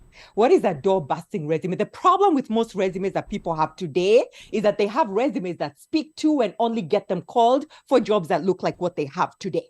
Most people struggle to create a resume that pivots them to a promotion in the next role or to a job in a completely different industry or type of job. Why? Because they do not understand the power of actually infusing your brand and telling your brand story on your resume. So the first way you do that is you get what's called an ATS friendly resume that has your brand story infused in it. Number two, the second way you do that is what I call a magnetic or a brand affirming LinkedIn. Many of you are in tech, so you understand SEO. I can't tell you, like the other day I was showing somebody, I went onto my LinkedIn and I have a lot of friends that are project managers. I searched for project managers like a recruiter on my LinkedIn. None of my friends showed up.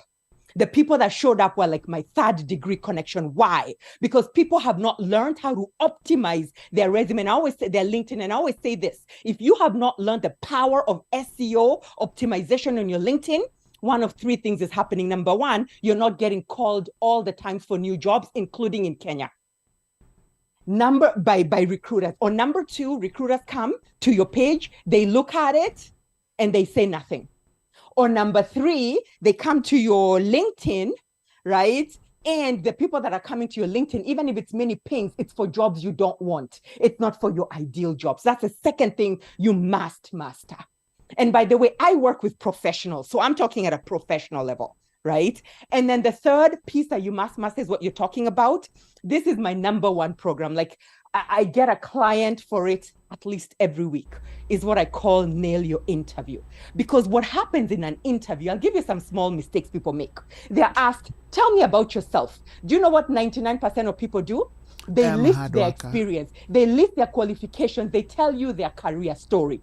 Right? I can see that on your resume. I don't need you to tell me you have 4 degrees or that you worked at this company doing this kind of jobs. Instead, you need to understand your unique value proposition. What is it that you bring to the table that everybody else with similar qualifications as you and experience as you does not bring to the table? And when you learn how to articulate your value proposition and then position yourself in an irresistible way where the person interviewing you starts to envision a future, and then you connect for them that the only way to get to that future is through you, not only do you get the offer, but you get it at the highest, at the top of the salary range. All right, Kim. How you do it? Your Zoom session, I hope uko already ndani. Hapana, hawa watu wa Kenya wachote tu sahi. Watu wachiapa hapa. Yes, hata hiyo 14 iwe 18. To deal na wao hapa hapa. Okay. Mmeona exchange rate. Anyway, I want to remind all those who are tuned in that you tuned in to the One Mic Show, and I'm your co-host and producer Ali Badawi. Our guest tonight is career acceleration expert Tabitha Njeri. We are talking about unseen hurdles that prevent black men from moving up to senior roles. Now, Tabitha will be hosting a Zoom meeting this upcoming Wednesday on the 13th September from 6 p.m.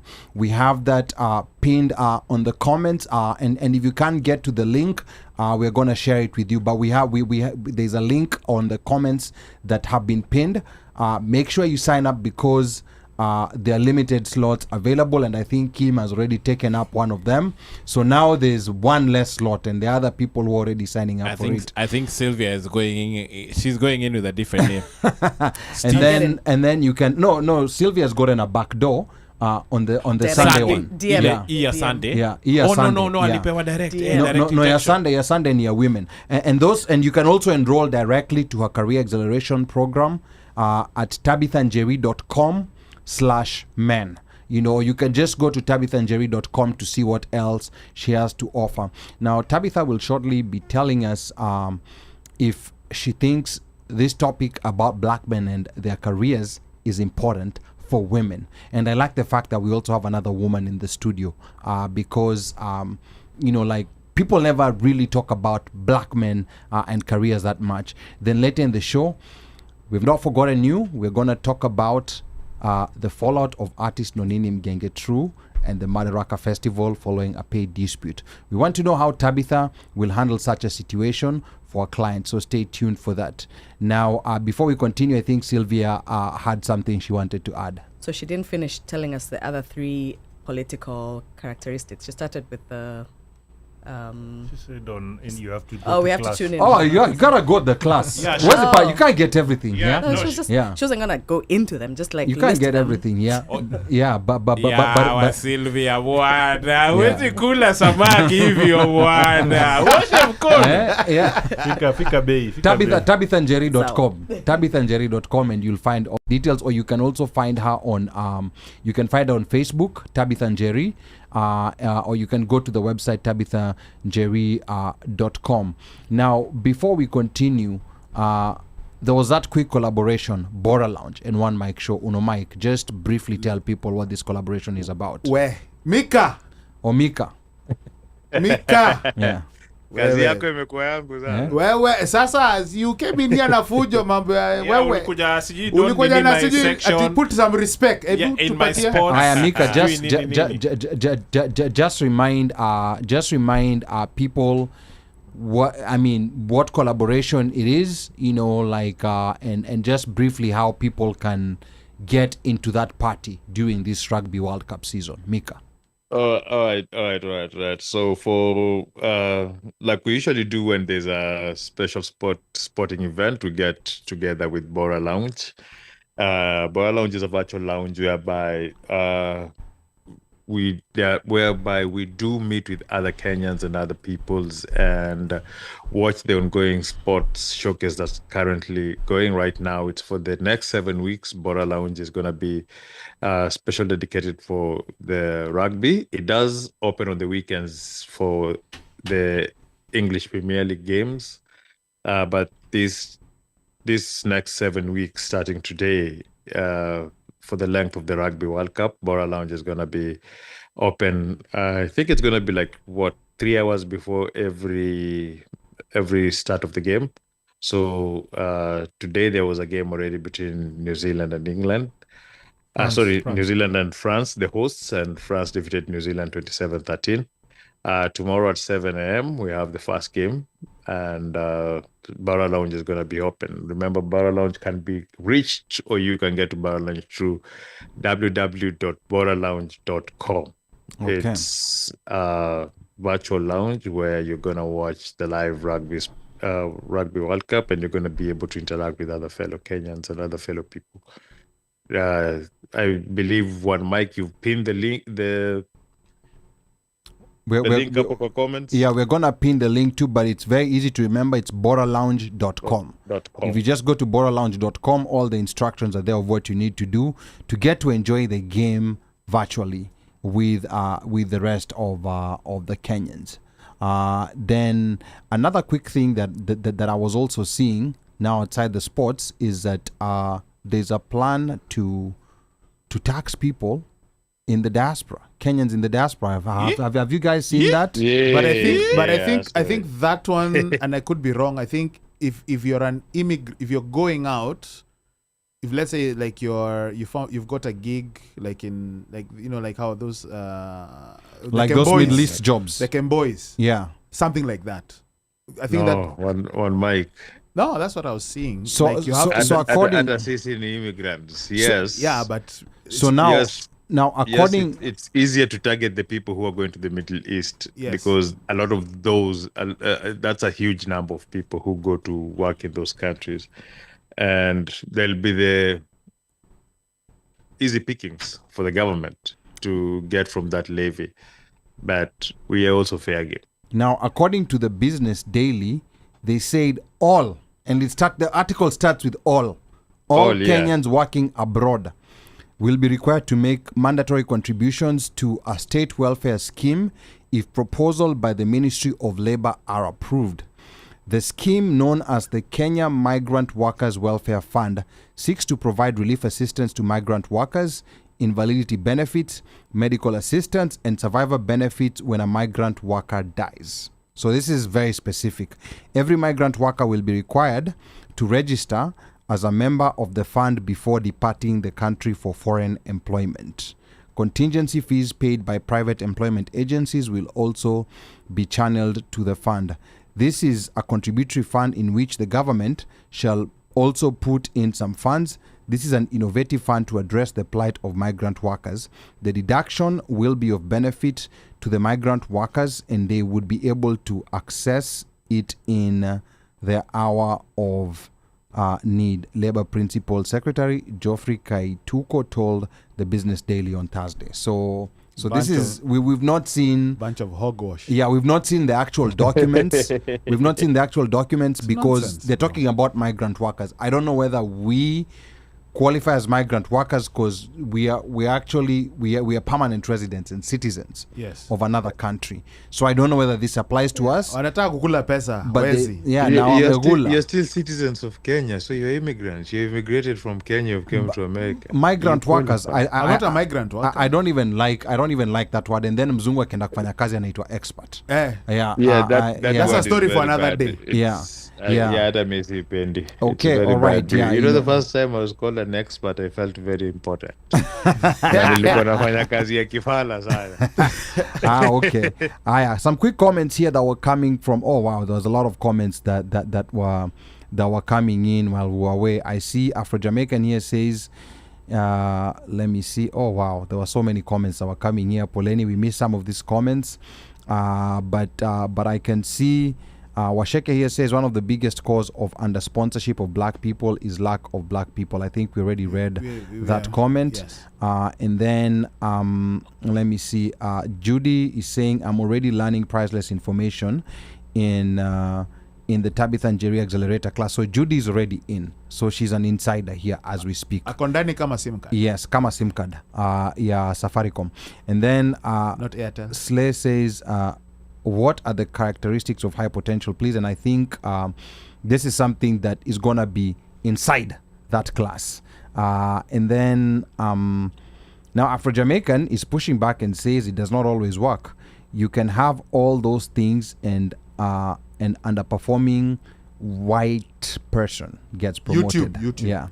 Yeah. And then he says there's a troll on YouTube. Yeah, I think there's a white guy, like there's a whitey guy on YouTube. There's a YouTube guy. Yeah, who's talking. And then we have Robai Simon Mukwe says this is spicy. Okay, all right. That's very good. And then let me see. People just enjoying. Judy saying this is hot. Kingori Kanye, we went to primary school together. More Educational Center, shout out. Sema, it's this is informational power. One of the political skills you teach. Maybe I should ask, what are the political skills you teach? Sneak peek, please. So Njeri andika hiyo hapo, you're gonna give the answer to. Alishatwa hiyo sneak peek. Okay, sawa. Lakini kajamo tu, kamoja tu. Yeah. No, she gave us 4 sneak peeks. Yeah, what she talks about. And then Washeke says we are raised to be timid and not to speak up, and this doesn't work in corporate America. Very true. And then Judy here says, I think this information we were given got us here. But to grow beyond this point, we have to learn new skills and how to navigate the correct way. Afro-Jamaican says, I was once told I have to learn to kiss babies. I left the company. I was younger, but I still don't suffer fools. Okay. All right. Okay. Good. So I see, people are very engaged here, very connected. And then Sasha. Sasha. What job was Afro-Jamaican doing that required kissing babies? Afro-Jamaican, maybe you can drop the comments here. Maybe a political gig. Maybe it was a political gig. And then Sasha here, I don't know what part of the world you're in, Sasha. Kama ni Zanzibar, if you're in Kenya. Sasha says men have internal war they need to heal from to be successful. Majority of them also need to heal from money and things. They base their power on that. I am glad to see women telling them how to do it. Okay, all right. Hapa tunastakiwa. Sasha hapo ameleta kajenda wa kidogo, but she has some points, she has some good points. Alafu Washeke anasema ati atusomi comments. But sasa tumesoma sasa. Waya Washeke. Yeah, but sasa tumesoma. She's trying to get points ati ndio ingishwe for free. She's trying to get a discount kuingia kwa Career Church. Okay. Anaingia church. Anaingia inakuwa synagogue, church, mosque. Okay. Tabernacle, there. So now Jerry, I want us to go back to you, and you worked with different kinds of black men, and it's obvious that black men are not necessarily a monolith.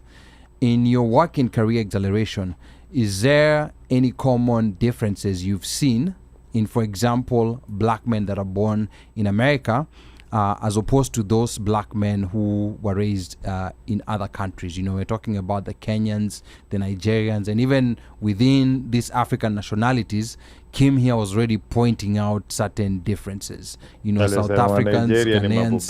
Yeah. So Tabitha, talk to us about that. Yeah, I think with Kenyan men, I'll talk about our Kenyan men because you all are Kenyan men. There's an aspect of timidity that we bring to the table, right? The idea of respect, you know. So African men, Kenyan men love to be respected. It's important to them to feel respected, right? Even in the workplace. Right. And so we also in the workplace tend to feel that respect also requires some timidity from us. And so one of the things that we don't do as much is self-promotion, right? Because of the aspect of timidity. Right. So I think that that's one of the biggest things. Like an African-American man, for example, is more likely to stand up to something he considers unfair. Mm-hmm. Versus a Kenyan man is more likely to say, why ruffle those feathers? Let me just go with the flow. Wow. Okay. That's interesting. And now there was the aspect of like the Nigerians, for example, and I think the Nigerians resonate more with the African Americans in terms of standing up. And is this based on how we were raised? Is this based on just but why is this the case? You know, I mean, I cannot say that I know the answers, but if I was to offer a wild guess, I would guess that it's because of Kenya was I'm trying to forget British colony. The name of type of colony we were. It was a settler colony. Were settler colony. Yeah. And because we were a settler colony, we had to remove all our culture and identity from ourselves in order to be a successful settler colony. And then we had to learn to really respect authority or face consequence. White people. Right? And so that we absorbed that, and that has been passed on generationally about the power of authority. When somebody is a PhD, you can't speak back because you're only a bachelor's degree person. When a person is older than you and they say something that you disagree with, you can't speak back. When a teacher says something, even if you're wrong, they are wrong, you accept it. So this culture of silencing ourselves, right, shows up in the workplace as well. Wow, you know, like, and this is quite a shift that has to happen, because it's the instinct. It's the first instinct. This is what you've been doing, you know, like from when you were young. Let's hear a little bit from the people from Kenya before we wrap up on this aspect actually of you're working in Kenya, but now you're competing with people from different cultures. Kim. Yeah, that's true. Actually, once I had a conversation with my boss, and he was saying so it was something to do with sales numbers, and you know we had a good quota. So he asked me, "What did you do different?" And I started with it was team effort. Kujaribu tu. No kugeria. Kujaribu tu. So the guy, you know, well, I hope he's not listening, but he might be tuned in. Originally from the West. So, so he actually said it. He said, "You're a humble guy. And to me, that almost You're too nice. I was thinking maybe It's a compliment. That's a compliment, but I think in hindsight, it's him telling me you need to put some praise on yourself around Self-promote. Yeah, around having achieved that. Because we are saying, we worked together with so and so on this deal, and it worked. Things worked out well. Same for this other one. So in the end, he's the one telling me that it was all you. You couldn't say it the way you want to, and this is him saying. So the expectation then is that it should be the reverse. It should be me telling, or promoting myself, so that visibility is seen, and like Njeri said, I think this is a culmination of a mix of things. How we were raised. Especially your that folks one. were in the room. You didn't talk. You didn't. The adults spoke, even if what they said you disagreed with. You didn't have an opinion, right? You went to school. Some of the things you are told to do didn't make sense, but then out of that respect from the home, and then also having it Respect your teachers. Yeah, and all those things kind of had what's the hardwired themselves in your conscience, in your way of operating. So you may think it's humility or it's respect, but then the world that we live in, and especially the corporate world that we are living in, these roles are, as you move up, the roles are less, right? So you're a big pool of people fighting for fewer roles. And then you need to be the guy, right? You need to distinguish yourself so that it's you they pick for that role. And like I was saying, we are competing not only with fellow Kenyans, but other people across. So I think as Kenyans, we even have more to overcome than fellow Africans. So, the conversation has been about black men. But even within black men, the Kenyan man has more that they need to overcome in their subconscious just to be able to make it in this very competitive corporate world. And what more competitive than the American society, right? I mean, this is home of capitalism, where you're trying to beat the next man so that you're making more than the next man, and you're rewarded for that effort, right? The company will pay you. The higher you go up, they'll pay you better. A capitalist society recognizes that and grows you for that. So I think Njeri has some good points, and I think you'll sign up for the class. I'll sign up for the class to get her perspective. I mean, I've learned a lot from what she's saying, and I think she has a lot more to offer.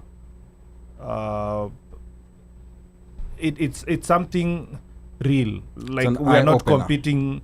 You have to look at it. Okay, within Kenyan context itself, us Kenyans are competing amongst ourselves. But then now we are in a society where Kenyans now are competing with other Africans. Yes. And then now you're in another context where all you Africans are competing for big jobs in corporate America. Yes. And you're not only competing with fellow Africans, but you're competing with Africans who are of, I'm not sure. Black people of American descent. Yeah. So actually, Njeri, just to bring in what Kim has been saying onto our next question as we close in on wrapping up, there's this aspect, because clearly there's an issue, and this is not gender war or anything of that sort, but there's clearly, as Kim has mentioned, with Kenyan men, with the way, we were raised and everything, there's certain commonalities that we have that are working against us. And I just wanted your thoughts on whether this topic about black men is important for black women to pay attention to. And the reason why I say this is, when you look at the American context, the Kenyans in American context, and when you go to these public forums where you have Kenyans, it is more likely that a woman a Kenyan woman who is excelling in the corporate space or in whatever space here in America will publish that for the world to know, then a Kenyan man will do it. You know, so with Kenyan men, there's some very successful Kenyan men here, but they'll tend to move in silence. Stealthily. Yeah, they'll tend to move stealthily. So, And yes, Jerry. the same way successful men move stealthily is the exact same way that suffering men move stealthily. Say, just expound on that. You know, like I break that down. Break that down. Speak in English. Right? How often do you as men pick up the phone and say, my friend, I'm struggling to navigate this workplace situation. Help me through it. My Never. friend, I just got overlooked for a promotion and nasikia nika, nasikia sijui nasikia aje. Help never. me through it. My friend, we as Kenyan men are less likely to go for coaching or help than a Kenyan woman is. And so what I was trying to say is the same way you're saying success is stealthy, it's quiet with the men, and so is the pain and the suffering. It's just as quiet with the men. Oh wow, you know, because that's something that's quite noticeable, and even that's why there's this. I mean, I don't have any stats to back me, but there's this impression that in the diaspora, especially, that the women, the Kenyan women, are more successful than the men. And I don't know whether this is factual, but based on perception, because the women are more willing to open up and even go, they do. even go for a conference in some other city. You know, like 500 women, 1,000 women. They'll be meeting in another city, but you rarely see men be able to do that. Tutakutana rugby, you know. Tutakutana sherehe. We go for conferences, boss. Yeah, I just don't tell you guys. And there you go. You know, And just to throw maybe not to create any controversy, but at some point, I remember, I'm not sure when, there was a Beijing conference. that was in 95, I think. 95. Yeah. And then I'm talking about the 70s also. The women's conference. But carry on, sorry, go ahead. Beijing was 90s, yeah. Okay. Yeah. And then after that, there was a very deliberate effort towards empowering the girl child. And this conversation has been going on over time, right? Yeah. And even now, the joke is being made about the boy child being left out. Yeah. Boy child is under Siege. Exactly. So and maybe that could have a part to play. I don't, again, not factual. Stop just shaking your a head, view. madam. Stop shaking your head. It could be that it had a part to play in instilling confidence in girls over time, and which is making them, you know, more vocal, more outgoing. Orata kumea pembe. I wouldn't call it that, but Sylvia? Please. but there has, in my view, there has been Yeah. a deliberate effort over time to empower the girl. girl in Kenya, and it might And the results can be seen. It's Yeah. true. So, It's very true. So maybe now there should be something for the boy child. I mean, I don't know. And that's why Huyu there's- hataki kurudi home. so unaona boy child a register kwa hiyo Zoom session and the accelerator class. Wednesday. Yes. Wednesday 6 p.m. So, you know, like limited slots are available. Sylvia. Girl I child. was I just mean, Sylvia. No, I was just going to say it's just a historical correction. Women have been repressed and suppressed for so long. So we had these things had to be done so that we could have an equal footing. But I was just going to say, I mean, our experiences are not. I mean, yes, I know this is a conversation about men and how to navigate the workplace, but our experiences are very similar. The job that I interviewed at currently, I was using the same terminology when I was being asked about my experience and what I had done. I was Teamwork. saying we. Yeah. We did this. This is the experiment we worked on, and these are the results that we got. And so someone shot back at me and said, "Okay, so you keep saying we a lot. What did you do? We want to know what you brought to the table." And I had to quickly paradigm shift. Nilibeba Bunsen burner. Yeah, I had- Nikiwa na bika. Alafu And a wakavu- pipette. Which is more or less walivunja. the same thing I told you, right? That- We did teamwork, blah, That's blah, it. blah, So- and he so told that- you, no, Yeah. this is you. Exactly. Right? So it's the same, and I actually think that it's I don't want to gender this thing because our experiences are very similar. But genderize it's okay. It's harder Go for women to be, aggressive about it. Yeah. About saying I am the one who did this and I led this. I mean, there's certain terminologies that do not come naturally. They do not fall out of our mouths as easily as they do for guys. So yeah, I think these experiences are the way we were brought up. It's a shared experience between women and men. Yeah, so, I'll make a quick just a side note or comment. Interestingly, even like if you go into Africa-wide meetings or global meetings, they know the Kenyans are the ones who will never say anything, so they have to call you by name, so that because even raising your hand at the end to make a comment or to say something or give your opinion is not something we do. So you'll find that other guys have queued questions. They rehearsed them a week ago. They even wrote the sequence the way Jerry was saying, and posed. This is for the global CEO when he's around, right? But Kenyans,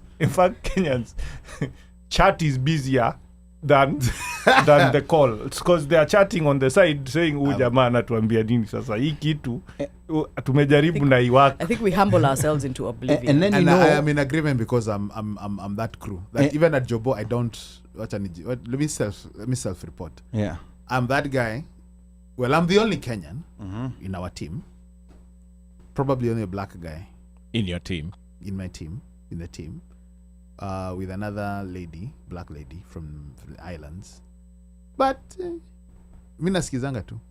Uko tu hapo. You're waiting for your turn. And then over here you come and you give us a hard time. And then over here you come shouting. And you give us a hard time and you look at us with that tone of voice. Kwenda huko, urudi huko job ufanye nini? Akimwona, anauliza, ni ule wana mic moja. Anamuita Muturi. Ni Muturi. Ule.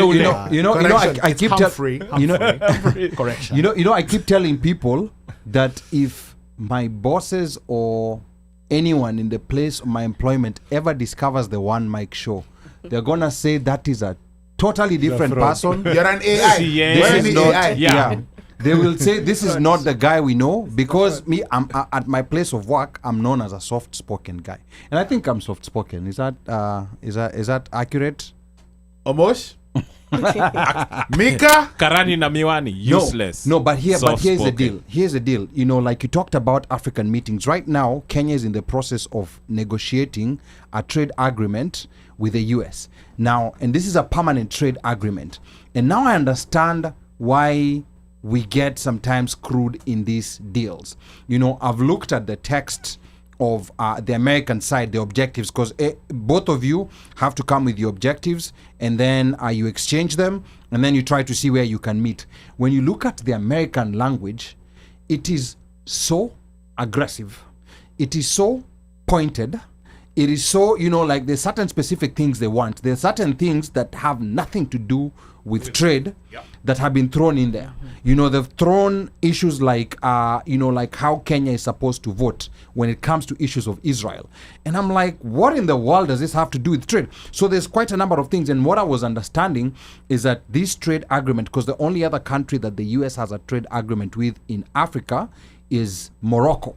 That's the only other country. And this is going to be the first sub-Saharan African one. And they want to use this Kenyan one as a template to what they're going to do in these other African countries. When you read the Kenyan version and you read the American version now, I can only imagine when the humble Kenyan negotiators come in, face to face with the American negotiators who are very schooled on what's happening in Kenya and what they want. And I can see, like people just sitting there and nodding and agreeing, yes, yes, yes. And I see how we get screwed in such deals. So I think even those Kenyan negotiators, if they're listening, they need to sign up for Njeri's class, tabithanjeri.com.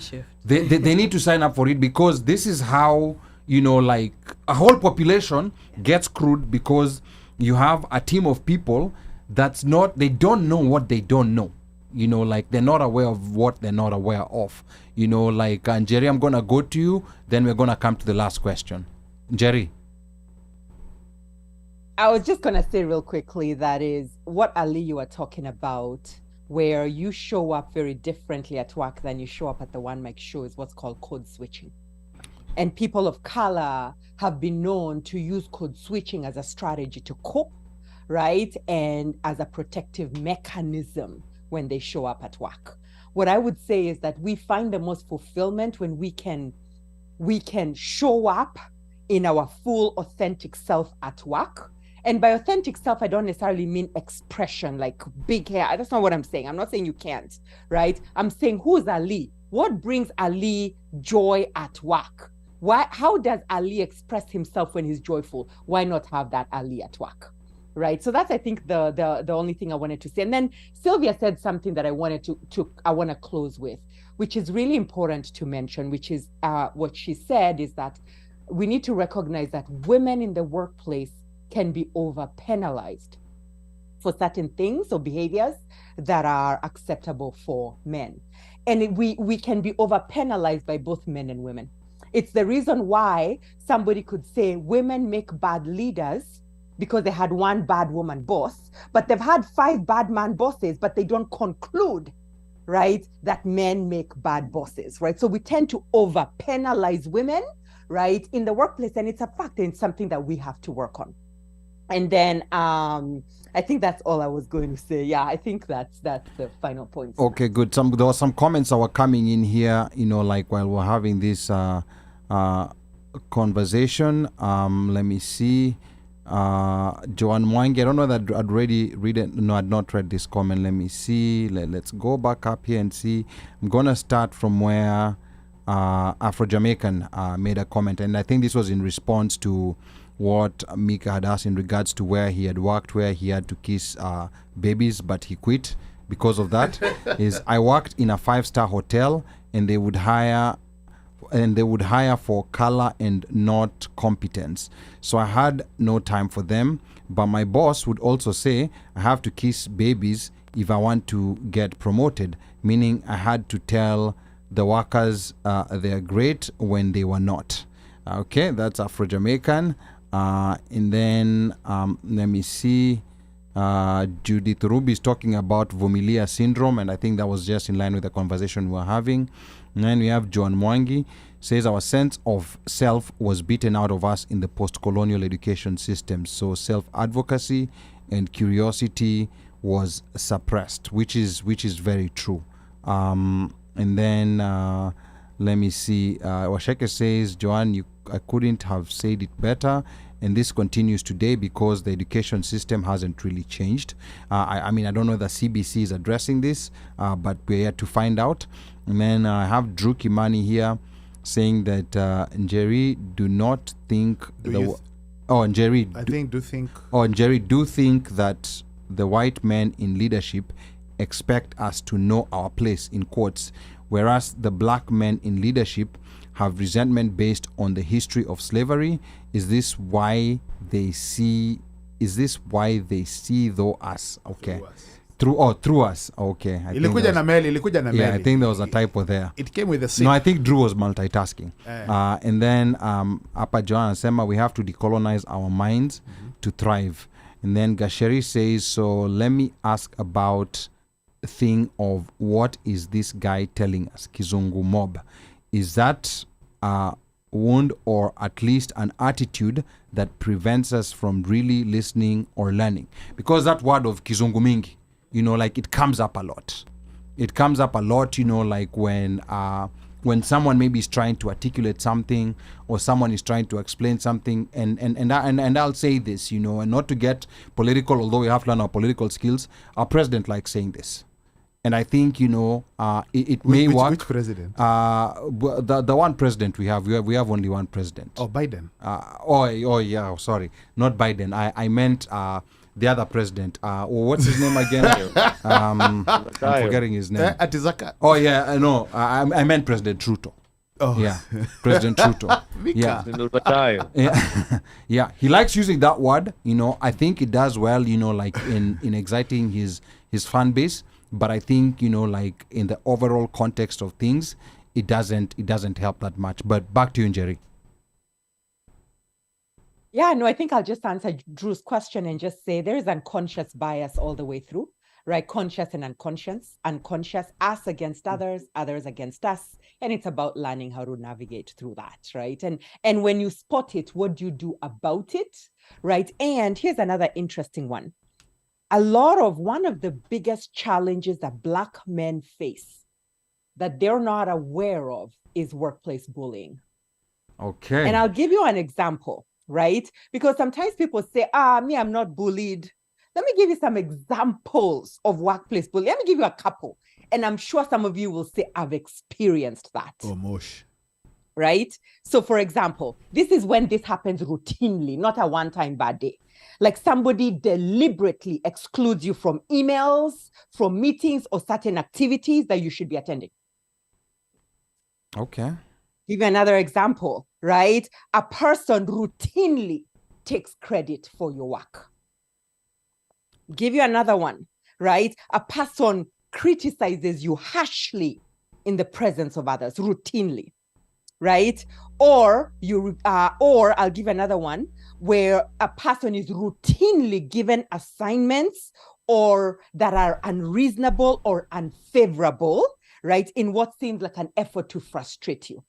These are just 4 of very many examples, but I know some of you can resonate with that. But that's another one.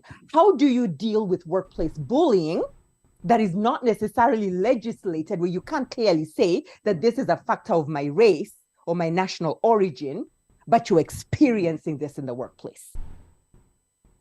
That's another thing that men experience. Wow. And Slay is saying, I just recently got out of a bullying situation. I was being excluded from emails. I was always being given those funny assignments. Yes. So this is, and Washeke is asking Slay how she dealt with it. So yeah. So these are things that people are not aware, are not conscious about. Alitoa earrings na viatu. Na akasema it's about to be on.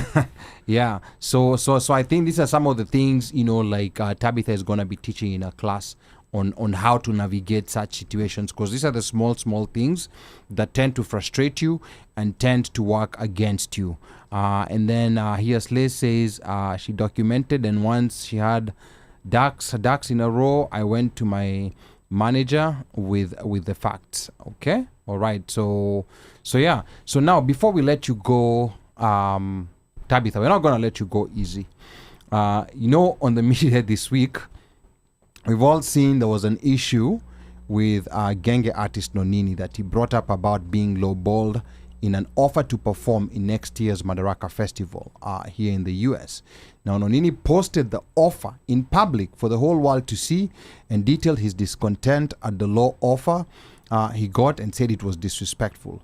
Now, as an expert, as a career expert yourself, as someone who works also with a lot of people who are in gigs and in different kinds of entrepreneurship, how would you advise a client who's gotten a low ball offer that is well below documented industry standards? Or in other words, if you are Nonini's, if Nonini was your client, how would you have handled this situation for him? Because I'm sure, you saw, what happened and what was published and how different media houses picked it up.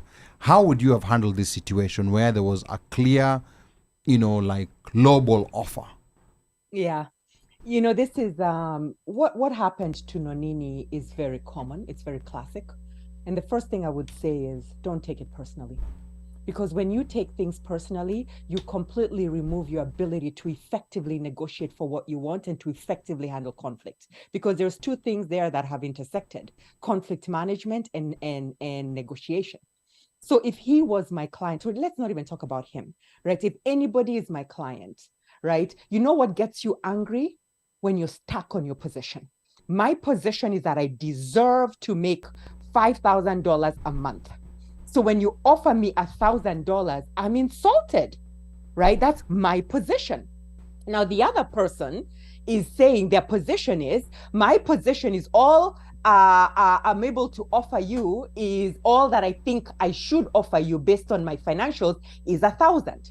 So if both of you are stuck in your positions, you never actually cross over the bridge and actually solve that problem. So instead, I would say focus on interests. The power is in focusing on interests. I'll give you an example.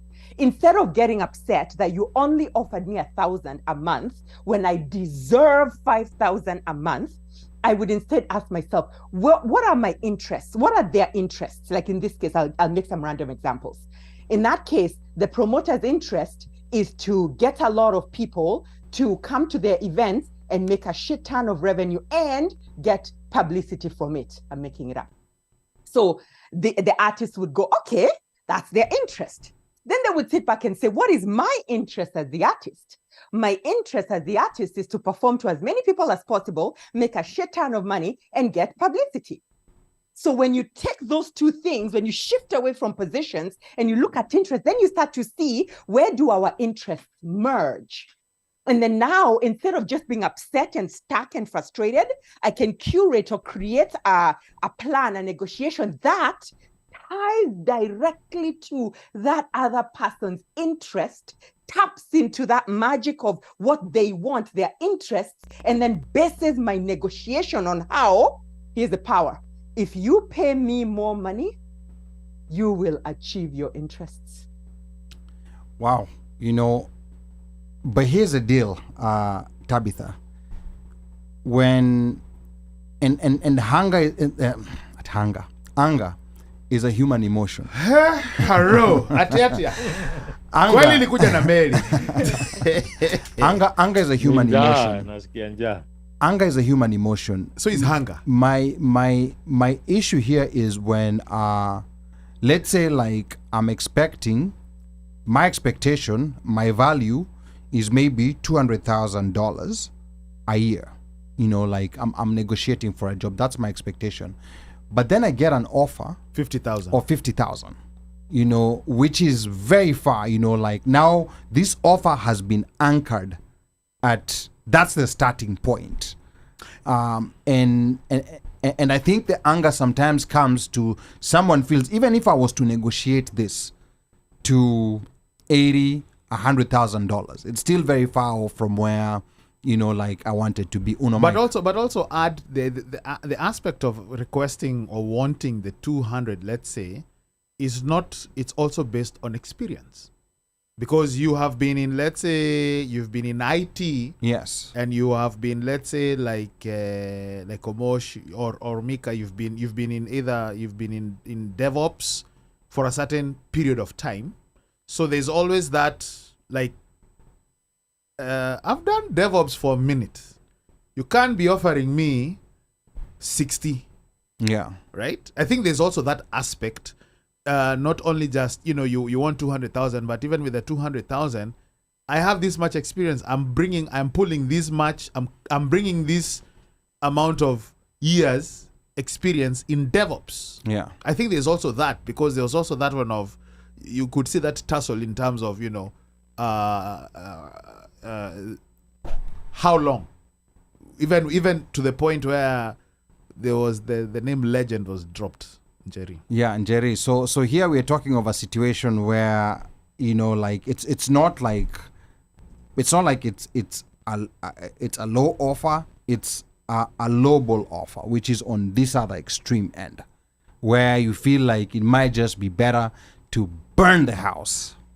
And considering the experience absolutely. and the longevity of the artist in the music industry. Yes, Jerry. You know, I was going to say exactly that, right? We always have choices whenever we have conflict. We can handle conflict badly. Some examples of what you just said, Ali, right now. You can, whenever you're in a situation you're unhappy with, you can burn the whole thing down. You can create scenarios, and all those things that you do make it even more difficult, not only for you to negotiate your existing situation, but also for you to negotiate future situations. And don't get me wrong, I get emotion. I can understand frustration. I can understand these feelings of anger, feelings like you have devalued me.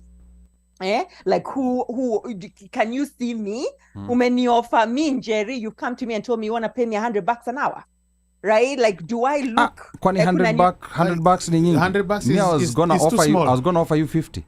No, right? So you come to me and you offer me 50, and I can take it personally and be like, kwenda huko, do not even but guess what the consequences of that are? Number one, I damage relationships, but I actually not only harm the opportunity to do business with you in the future, but also others that you will tell about our relationship. So at the end of the day, my feeling is this: don't let offers diminish you, because an external offer cannot diminish who you are. Instead, go there, negotiate, and if it doesn't work, walk away with your dignity, but don't damage the relationship in the end. Just be like, it didn't work, and you move on. That's all I would say. Oh, wow. Asante sana Njeri. But now before we let you go, let's get an expert opinion in the industry from DJ Omosh Fire on this scenario. I know he thought he was going to escape. He was going to run away. But yes, you have to talk to us, because, you know, like, I mean, and here's the thing. This is one conversation where we're only getting information. We only have information from one side, you know, like, in all honesty.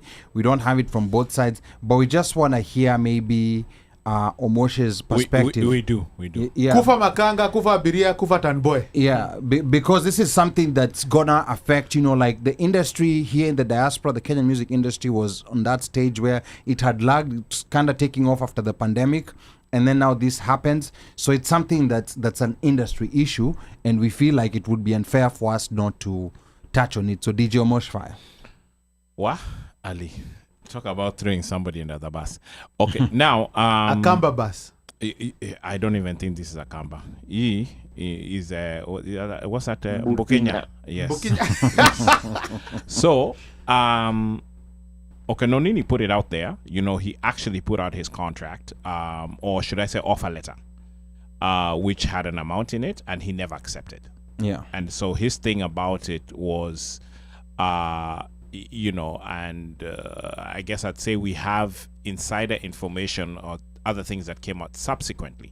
But what he was angry about, or seemingly angry about, was that there was malice and or disrespect towards the amount that was offered to him for this tour, for the 10 performances. So pause there, Omosh. Malice and disrespect. For those maybe who don't understand, you know, like the rates in this industry, just give context, you know, because this is public information. He was being paid, it was a series of 10 shows, so it was 500 a night. Yes. So total of $5,000. A total of $5,000, $500 per appearance, in, you know, 10 different locations. Yeah. There was going to be accommodation that was going to be taken care of by the promoter, as well as transport, flights, and assuming Mulo Pia was going to be there, and logistics to the venue. Yes. So you'd get the transportation, you'd get the food, and you'd have a place to lay your head. So, you know, somebody looking on from the outside might say, hey, you know, 500 ngwanyas is not too bad, you know, I'll take it. And it's for 10 shows over a period of, I think, 2.5 weeks. It was around. It was less than 3 weeks. Yeah. Yes. So it's less than a month. Let's put it that way. It was right? actually less than 3 weeks, I think. Yeah. And now he found that to be disrespectful, and he put it out there and said that he would decline. And he put it out publicly with a letter and said, "Hey, I decline this. You know, at this point, I decline because to me, my worth is more than what was offered here." But now explain to us, Omosh, you know, like what's a fair value, you know, like because here, I mean, it's clear, you know, like according to what most people have said, that 500 is a very lowball offer. So what's a fair value of an artist the stature of Nonini, you know, like per night for a series of that? Now you see, Ali, that's a very unfair question. So there's what you would get paid based upon where you are. And then there's also what I, as the person who's making the offer, is looking to pay you based upon my ROI. Okay. What you think my ROI will be. Bottom line of it, as the person who is the promoter or the person making the offer, I look at my ROI. Okay. Right? And that is where I base how I'm going to pay certain folks. Whether you're an A-lister, B-lister, C-lister, it doesn't matter. The bottom line of it for me is what am I expecting to get back? Okay. At the end of the day, you know, put out this amount of money. I have to pay the venue. I have to pay security. I have to pay transportation. I have to pay hosts, hostesses. Deal with Eventbrite or whatever ticketing type agents that they are, there's percentages that are going out, and at the end of the day, what am I expecting to pay myself? What am I expecting to get out of it? And then maybe I also have investors who have put money in. What is the expectation? Okay. So based upon all of these things and what I have done in the past, or what I think this is going to lead to, because this was a 10-city tour, which he hasn't done before. I think the Sauti Soul thing that came with Madaraka was I think it was maybe 5, 6. 5, 6, yeah, right? It wasn't. So this time he was doing 10. Yeah. So he was going to do 10 for Madaraka Fest.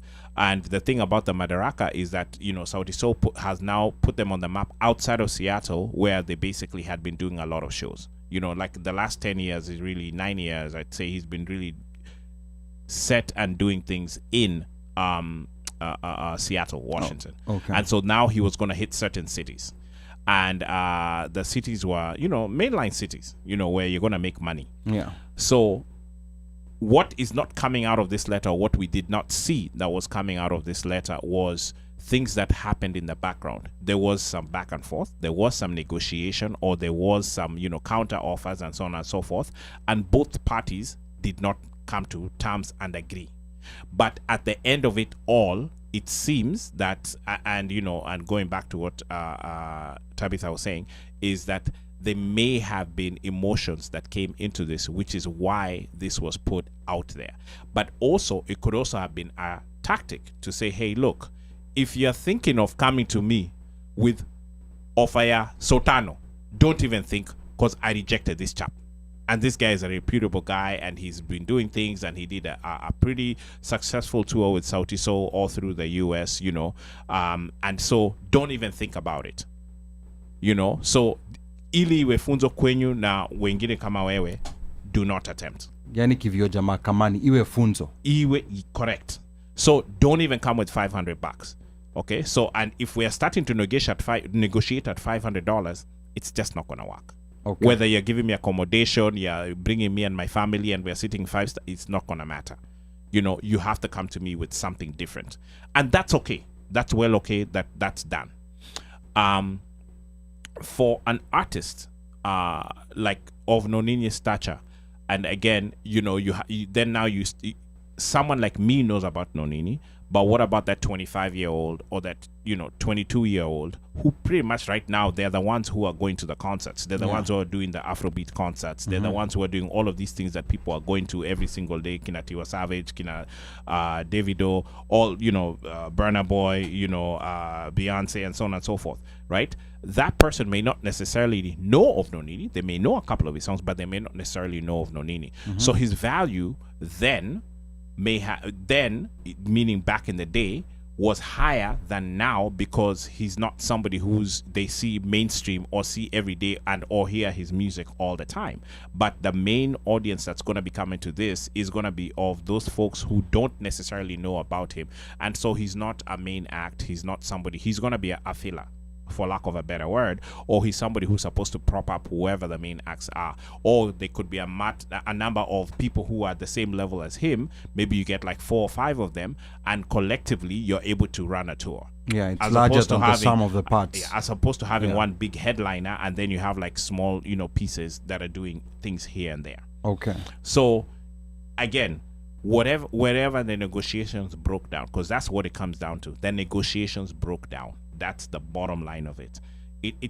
I don't think it's even about the amount that was offered. It was the negotiation broke down. And maybe it was that the starting point was so low for him that there was even no point in trying to negotiate. Just burn the house. We don't know. Yeah. And, we've been in conversations where we've seen some things that are going back and forth. Yes. And at the end of the day, they both agreed to disagree, and everybody went their way, where basically the promoter, said, hey, you know what? I respect your craft. I respect what you've said, that this is not going to work for you, and it's all good. No problem. And he said the same thing. He's like, you know what? It's all good at the same token. But he put it out there. you know. Yeah. And now there's people who are looking at it and not knowing the overall logistics or whatever it takes to, you know, on the ROI on the back end, who are like, this is a lowball offer. But if you take into account that I may be paying your airfare, I'm paying your accommodations, I'm paying your transportation, and I'm paying for your food, you know, and you add that to 10 cities, what does that add to? You know, an average ticket price to, you know, location X from Y is going to be between $300 to $500 just to fly. You know, a hotel stay, probably another like, you know, $300 for the night. You know, food, maybe so moja for the day. So you add all of those things up. And if I'm the guy who's looking at my ROI, I'm like, okay, well, I'm spending on one night. Not only am I spending the $500 to pay, I'm spending another $500 or $600 on other issues that you don't get to see. Your hotel room, you know, accommodations, transportation, food, you know, whatever else that needs to happen. And you're going to eat probably like 3 times, you know. Maybe we land in the city, you know, I have to take you to sound check, you leave sound check, you come back. Okay. You know, there's all sorts of different things. There's a lot of moving parts. A ton. It's a ton. Okay. It's a ton of things. And so at the end of the day, this is a matter that if maybe was there a rate card that had been given, or it was assumed that this is what was a fair market value for him, because he may not be on stage every day. He's not a Burna Boy, you know what I'm saying? And he's not filling up stadiums, so it's okay for me to do this and say, hey, this is what I'm gonna do. Or was it assumed, based upon information that had been passed on, that this guy would take this, or this is a good enough offer because it's, you know, a 2.5 window for $5K, you know, sounds good, you know, it's more than a lot of people are even making on salary, people who are making pretty decent money. And by the way, it's tax free, yeah. So yeah, you're not getting taxed on it. So if it's $5K that you're bringing in, you know, if you're gonna tax it, really it's like you made $10K. Okay, all right. So I mean, Yeah. there's so many different ways to look at this, but the bottom line of it is they did not agree, and it was put out there. And now that it's out there, the question then becomes, it's not so much of who's at wrong and who's at a right.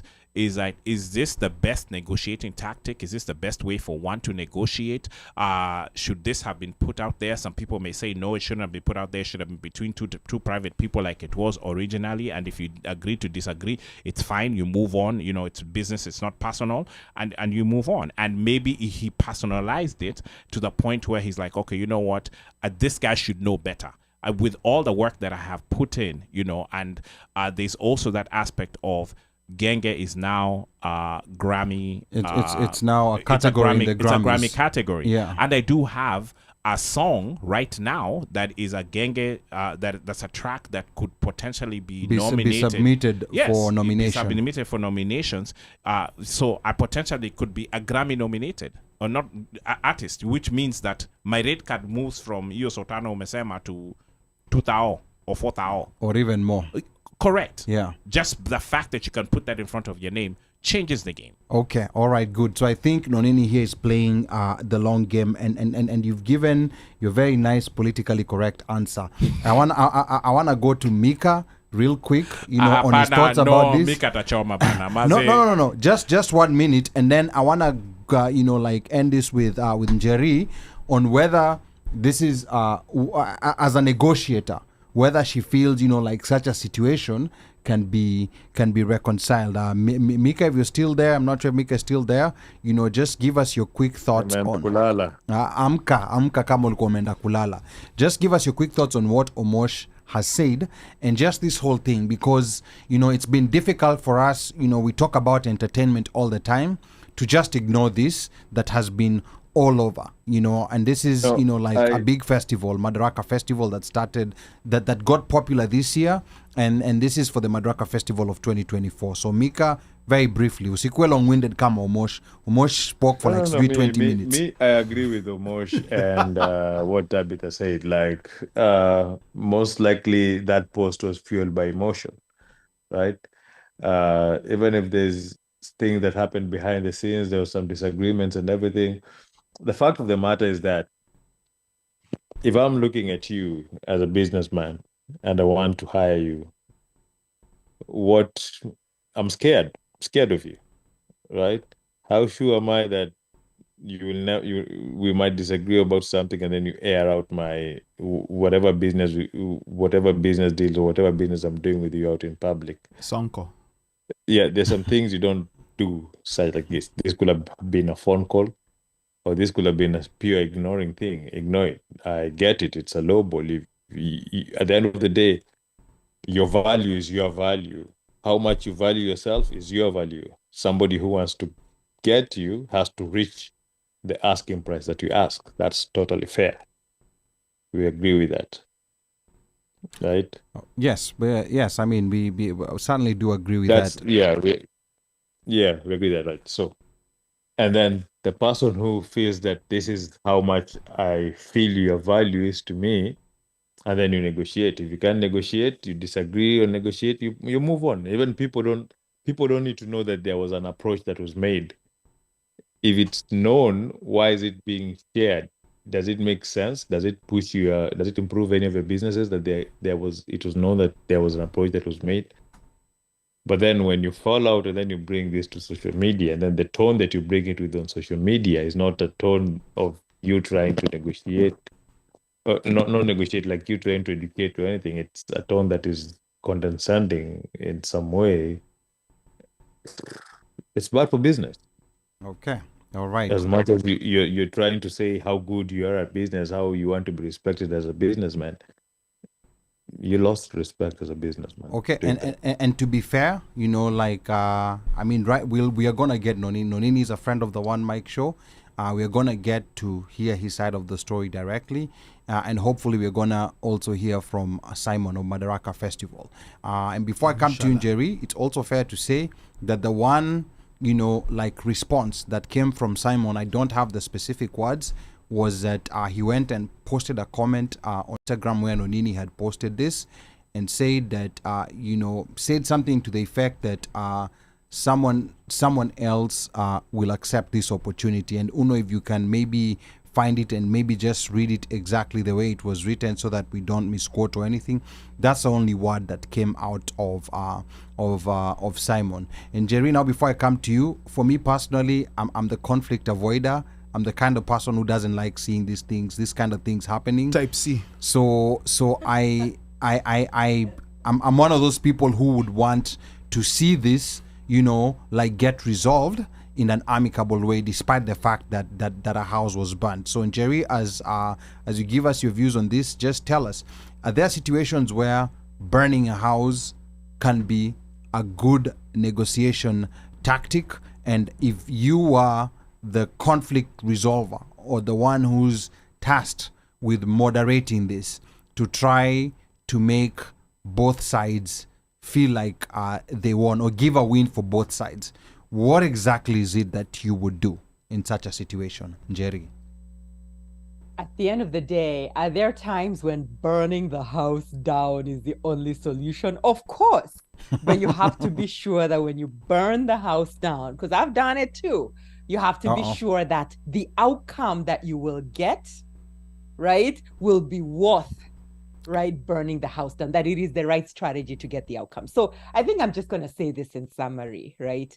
The solution here is, if this issue is resolvable, it would require some kind of mediation, which is both parties coming to the table, both parties understanding the perspective of each other, and then crafting not a win-win situation, our solution, but really coming to a place where they can find a solution that actually meets both their needs while they're all giving something up. So is it resolvable? Of course it's resolvable. Wow. Okay. Now huyu Njeri pengine anaweza kuwa divorce lawyer. Now Uno Mike, just read for us the specific words that maybe Simon used. So what was posted, he said, well-noted legend, others will accept the opportunity, inshallah. Thank you. Okay. So others will accept the opportunity. Thank you. Okay, all right, and it was left at that. So that's the only word we got from Simon. You know, so to be fair, because we don't like doing this in the style that a lot of Kenyan blogs like doing it, where they just want to do dirt. So we try to be fair to both sides, and this is the only information that's actually publicly available out there from both sides. We have our resident lawyer Pablo Nzengu saying DJ Omosh trying to be diplomatic. Legally, I would have asked for a retraction of that letter from online and a public apology. Otherwise, I would sue the legend for $500 per day for each day that he doesn't retract the letter and issue an apology. It was wrong for that offer letter to be shared online because it was based on confidential negotiation, my assumption. If one doesn't like an offer, they negotiate for a better offer, or they walk away. And I think this is the legal way of looking at it. And then there's I think the confidential nature or confidential part of it was assumed, and that was brought up by somebody in a chat, and he actually said that there was nothing in that was confidential. Yeah, because I think you have to put it. I think that's something that you have to put in writing. That's what and this is I think a lesson to a lot of other people who write such contracts, is that you put it in writing that this has to be confidential. But I think here Pablo is looking at it from a legal perspective. Mika, you had something that you wanted to say. No, I was just saying, even if it was not something that they've agreed on it, or but there's something called honor, right? Honor. It's you want people to do business with you. You want people to work with you. Be honorable about it. Yes, you can burn the house. You can cut bridges and tell somebody, I'm never going to work with you, and just leave it at that and move on. Never work with them anymore. It didn't have to go to this length. Okay. It doesn't have to be a discussion that we're having right now, or back and forth about this conversation right now. And there's nothing positive that's going to come out of it. Maybe you'll get a dopamine dose after it's all been said and done. But respect is earned. You can't pull respect from people. Okay, all right. Let's hear from the people from Kenya, and then we wrap this up. Nobody knows you. Yeah. Throw it out there. Yeah, nobody knows you. No one knows you. Throw it out there. So you'll be okay. Even multinationals know people are not at work. Throw it out. No, I think for me, I thought rate cards were a standard thing for artists. Like every artist has a certain rate card. Yeah, they're supposed to be. They're supposed to be, but that doesn't mean that that's what I will use as the person offering you. I may not have asked for your rate card. I may have just written to you based upon either we know each other and so on and so forth. And in the industry is kind of small when you think about it, with the promoters and the artists, and especially because, for lack of a better word, Nonini now is local. Mm-hmm. He's a local artist, and he has worked, during the Madaraka Festival here in DC, he actually performed, but he was not slotted to perform. Yeah. And it was more like showing support. Just showing support. He went on, did a couple of songs, and I don't think there was any money that was given. Maybe he was given some money, I don't know. But it was just that one of, hey, while Sauti Sol were getting themselves quote unquote together, and it was good. Those one of those things like, oh, this is a nice surprise, because we went to the show, and to be honest, that was one of the better or best shows that we have gone to for a very long time. For a live performance, and it's been a while. I think to me, literally, Mafikizolo comes to mind. Yes, Mafikizolo, and that was 2015. And so, just imagine from Mafikizolo to Sauti Sol, in terms of a live band, and from how you saw the electricity in the air, that everybody, like I'm telling you, it was, I can't describe it. Yeah, but it was really, electric. really, really good. It was really good. Yeah. All right, back to Sylvia. Probably how they approached Sauti Sol versus how they approached Nonini was probably quite different, and maybe that's where the emotion is coming. Sauti Sol are current. Walikuwa na manager, I'm sure they have rider, wako na hizo vile unasema hiyo red card, sijui nini, and they were the headliners. Au ndio walikuwa hapo on the marquee. But that's what they're asking Nonini to be for, right? No. No. Am I not getting this No, right? no. So It it's was a for him. festival. It was for There him are to multiple perform. One of the artists. artists. There are Okay. multiple Yes. artists who are being invited. And he was going for multiple cities. They are trying to sign him up as part of this festival for multiple cities, just the same way Sauti Sol was signed up, Yep. but they were the headliner in multiple cities, and they had other people who were supporting us. Right. Okay. Okay. All right. Kim. Okay. Na kuna keroro hapa. Yeah, so I mean, big shout out to Nonini. We grew up listening to him. I think that just tells you our age. But yeah, I mean, listening to you, being an expert in the industry, there are many factors that come into play. And if you I've read his what he's posted, and I think the one thing that seems to come out as one you can bold and underline is disrespect. And so Yeah, he did say that quite a bit. and so I think, in my view, he feels disrespected maybe for several reasons. One, at his prime, when he did all these concerts, he was paid much more. Two, other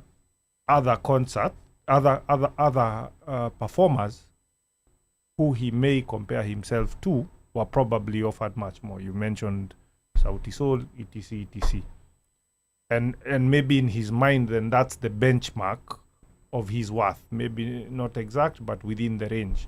And so receiving an offer that in this at this level, to him it's not as much the amount really, but it's almost like you're now saying, this is what I think I can pay you, I think you're worth, in my view again. And so that's the disrespect that he's feeling when I read this. And so much so that he felt it necessary to post this there. So that said, I mean, I could also feel the pain if I were him, but in the end, these things are willing buyer, willing seller. Like you said, it's business, right? I am doing biashara. I give you an offer. This is what I'm willing to pay once I do my calculations. Now, you might feel that, okay, you should be able to pay me more, right? Based on whatever. And that's where the negotiation skills and Jerry does come into play, right? You try and get more. But if it doesn't work, shake hands, keep it moving. Either, next time you do it with other promoters or... But I think then, because the challenge that he might face now is that even other guys who are going to consider doing anything with him in future would say, okay, what if my contract is is thrown out on there? blast. Yeah. Like Sonko. Yeah. So that's kind of what I get from all this. And you're right. I mean, the only way is them getting on a call together or meeting together and say Mediator, yes. according to what Jerry said. Kofi Annan. I think Jerry will be paid, and she's very willing on Wednesday to start this. $50 an hour. Yeah. She's very willing. Where? Come Wednesday. Alizama 100 Jerry, is even 50, cheap. we could pay you $50 an hour to mediate this. And then would extend, unfortunately, for 23 hours, and then now you have to pay 23 times 50. But anyway, with that said, I think that is it. We want to thank Tabitha and Jerry, as always, for her insight. Yes, thank you very much. This was so valuable. I don't even know how we can put this to value. Now, Tabitha will be hosting a Zoom meeting this upcoming Wednesday, the 13th, from 6 p.m. We do have it pinned up on the comments, so make sure you sign up. And this one is for men only. Like if you're not a man, you can actually go to the website tabithandjerry.com and enroll directly for her accelerator program. And even if you're a man and you've sufficiently felt that you have value, you want to go ahead and sign up. The website is tabithandjerry.com/men. And this just wasn't created, it has been there. There was questions about, like, should Tabitha be talking about men? Is she qualified to talk about men? Men's conference. Yes, I think that has been put to rest. Ama, maybe she should now also attend the men's conference. We don't know. Maybe she can convince us to say something. To Okay, negotiate. All right. Negotiate with the girl child. Okay, She all right. might appear as Toby. Okay, now Tabitha will be providing tips and strategies to black men on how to master and conquer corporate America. You've seen all those unseen landmines that you're walking through, that you don't know about them, but you're walking through them. There are the ones that are keeping you back. And of course, you can find that link. If you can't find that link, go to tabithanjeri.com/men. Na mimi ni mtangazaji wenu Ali Badawi, aka Mjukuu Masai, and you're still tuned in. Let me go kwanza to one mic before hapa. Boss, you haven't even said last parting shots. Mosh, Mika. Okay, Sorry, go ahead. Boss, he's not there boss, yet. boss, Sorry, he's not there yet. Sorry, my bad. Yeah, Okay. and I want to remind the listeners that they're still tuned in to the One Mic show. Uno mic, kwako kazi sasa. Wahenga walinena kilicho na mwanzo hakina budi kuwa na mwisho. Meli imetia nanga. We are about to wrap this puppy up. Mika. Yani, so you just call all the other names. Hii papi unapenda kurapi, utatuambia ni papi gani? Can you imagine that puppy wrapped up? Anyway. Utanyamaza Mosh. No. I want to sleep, Omosh. Hey. Anyway, Jerry, thank you very much for joining us. It's wonderful to have you. Kama kawaida. Change. Amechange sauti sana because he used to sound very dusty. Like there was Inflection. something. Yeah. Umesikia hapo paka pause. Yes. Softer. No, Yes. I think since he took Jerry's class, Eh. things have changed. Haro. Yeah. That's what it is. Umesikia hiyo softer. Things have changed. Also, life has Yeah. become Nini, softer, so mnataka his pauses are longer. Oh, sorry. Sorry, Gade. Sorry. As Which you one are. of you can smile like her? If you can smile like her, then kuongelesha hivyo wala. Maliza. Aye. Anyway, to our listeners, as always, thank you for joining us. Without you, vile you say, ingekuwa tu base tunapingana tu, hata kuna kitu ya maana tunaongea, but thank you for joining in. And to the men, do register for the men's conference. Hata mi pia nimeregister. It's always nice to go learn some new things, new nuggets. You never know. Hapa next time Omoshi ndo atachukua hapa, atakuwa director wa CIA, atuandike kazi si wote. Yeah. So to Kim and your fellow guests, thank you for joining us. Thank you for gracing us. Sponsor wenu One Mic naona waleta mkatutembelea. We thank you for joining in and coming in. And to my fellow co-hosts, thank you for availing yourself. And it's only 1 hour to one of them's birthday. So, tunakula keki nini? Kasha picheze ama nini? Inaonekana kuna Mpaka keki. sahi. Inaonekana kuna keki. Kasha And picheze. Saturday. Who has a birthday on Saturday anyway? Anyway. Anyway, all in all, it's a weekend. Si tunaenda kusherekea Ali, sijui nye mtakuaje, lakini hata tukilewa tutapanda Uber. So remember, when you drink, don't drive. Take an Uber. Be careful. Na COVID imerudi, mjichunge. Have a wonderful weekend. Thank you, Mikasi. And to our guests, Miss Tabitha and Jerry, as usual, you came, you saw, you slayed, and you made me feel like my ROI is not any IOI. Your ROI is not ROI. Zero is not IOIing. The math is not mathing. So inaonekana hii Wednesday, nitafute ako ka time. Otherwise, I might be on the same WhatsApp with Sheila Vaya. Will be going in. Sylvia, will be going in the same WhatsApp call. Yo, akiingia pia mimi naingia. Akiingia na wewe unaingia. Naingia na yeye. Tuko tu hivi. Okay. Yes. Thanks, Kim, Sylvia. You guys made time. Imagine on your vacation, asanteni. Thank you so much. This is not easy, but I'm glad you guys were here and you gave us a perspective we never ever would have thought of or know of, and we wouldn't know because I don't know the last time any one of us worked in Kenya, Aye. So we thank you so much. It's invaluable and you're welcome anytime, even if you want to come in via Zoom. Just negotiate with us. Brown envelope. Yeah, you can negotiate with us. Yeah, because there's some people when they go back, watapewa country director. Now I'm not saying names. Kuna wase wengine. Yeah. Watapewa country director. Especially when after they join Tabitha's Hii class. class ya Wednesday. Oh, that's it. It's a wrap. Country director. So, with that said, thank you to our listeners, our usual listeners. You know who you are, our fans. Thank you very, very much. As usual, we will not do this without you guys, and we'll see you guys next week. Hug your loved ones, and don't forget that mental health is something that we need to be on top of. And I will talk more on Africa. What is it? Africans for mental. What is it? Africans for mental health. Africans for mental health. We have a couple of walks that are coming up. And I think tomorrow they're going to have a stand in law. But with that said, I will talk to you guys next week. Peace. Have a good week. Okay. I want to thank all the listeners. Do we go to? Yeah, we can go to Sylvia. We can go to the guests then first. Kim, and then you whatever. When we then Tabitha, then you. Okay. Yes. All right, Sylvia. This was amazing. Thank you so much for having us. We were coming here as spectators. We didn't think we would be. Then you were given a jazz. We were given a mic, and so this. It's like awesome. it's like Chelsea. Like when you show up to the stadium, you might be given a jersey because they are looking for players to sign. Nobody wants to sign up for them.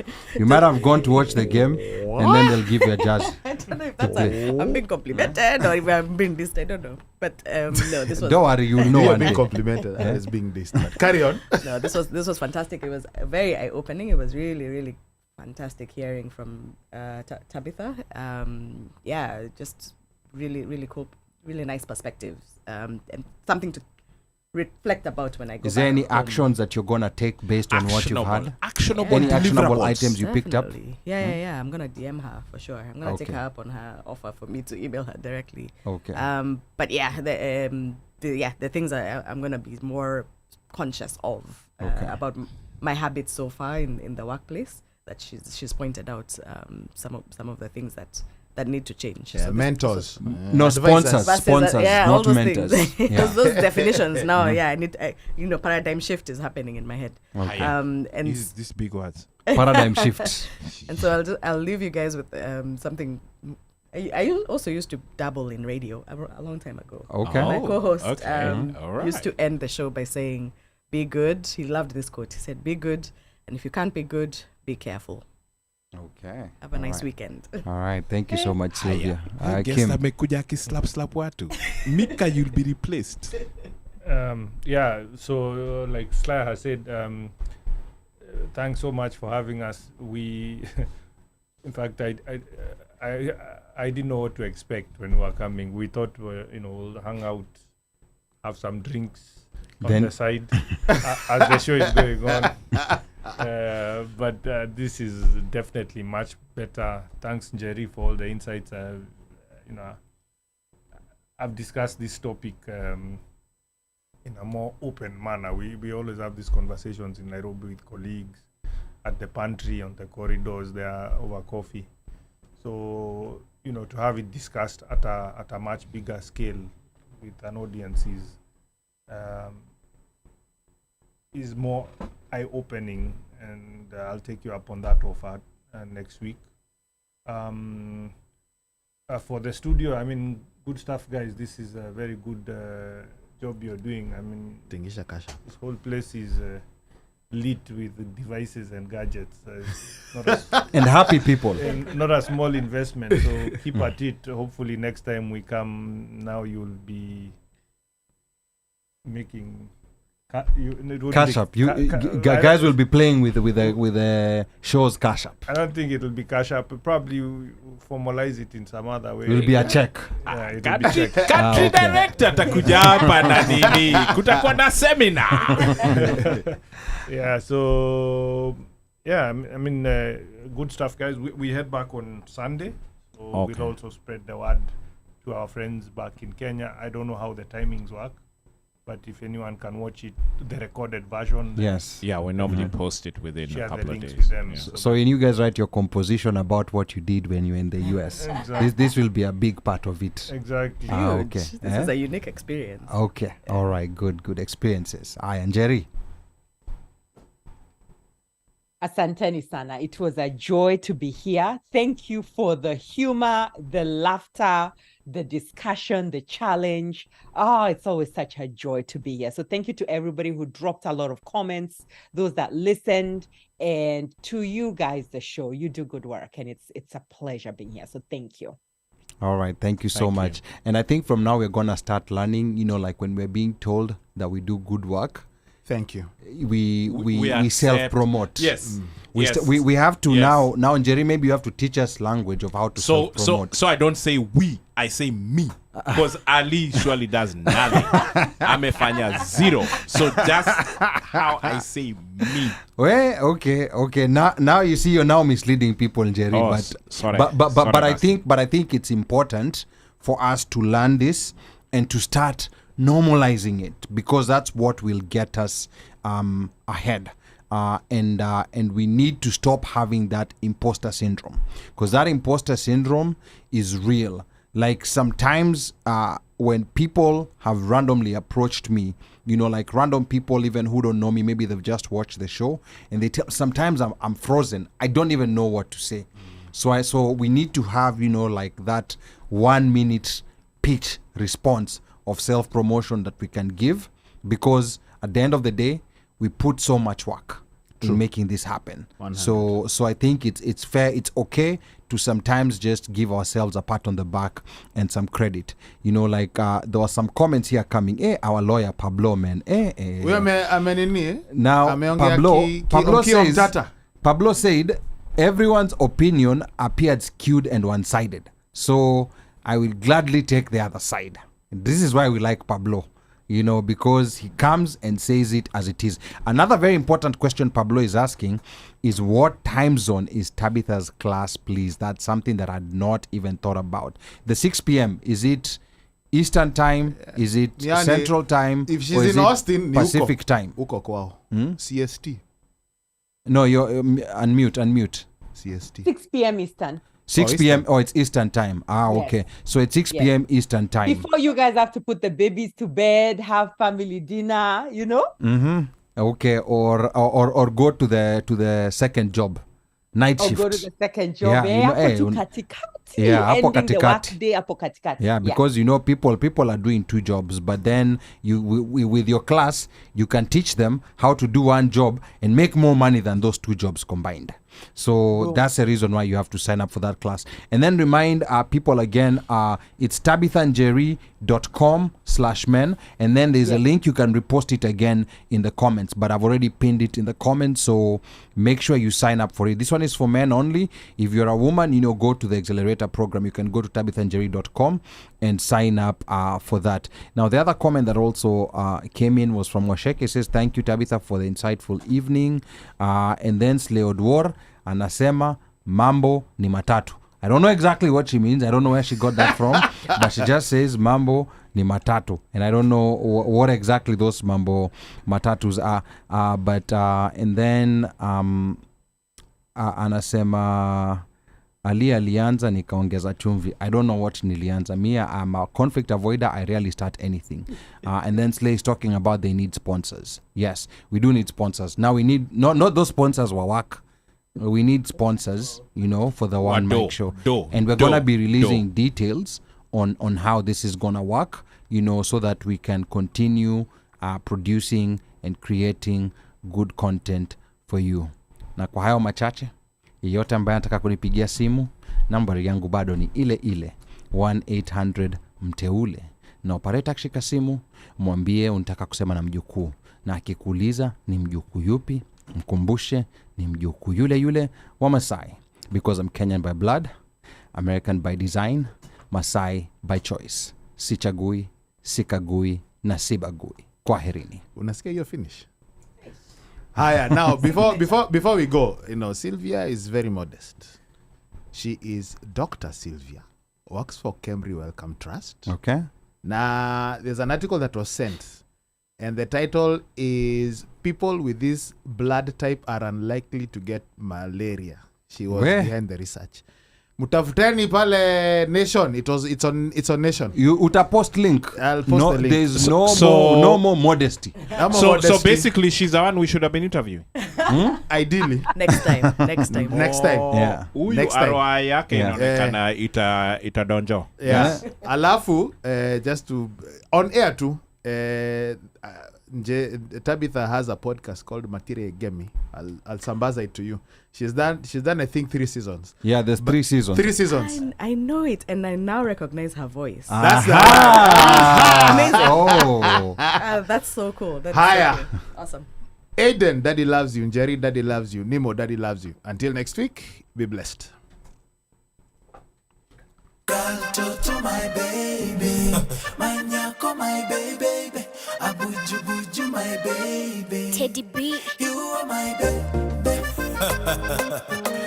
Esclava Esaura, Evini Flavor, Flavor Boy, Papa Sean. One, baby girl, you're the one to kupenda forever. Yeah. 2, you are the girl of my dreams. I will take you whenever. 24/7, you make my days. Sweetie, sweetie, baby. I call you my baby, so come.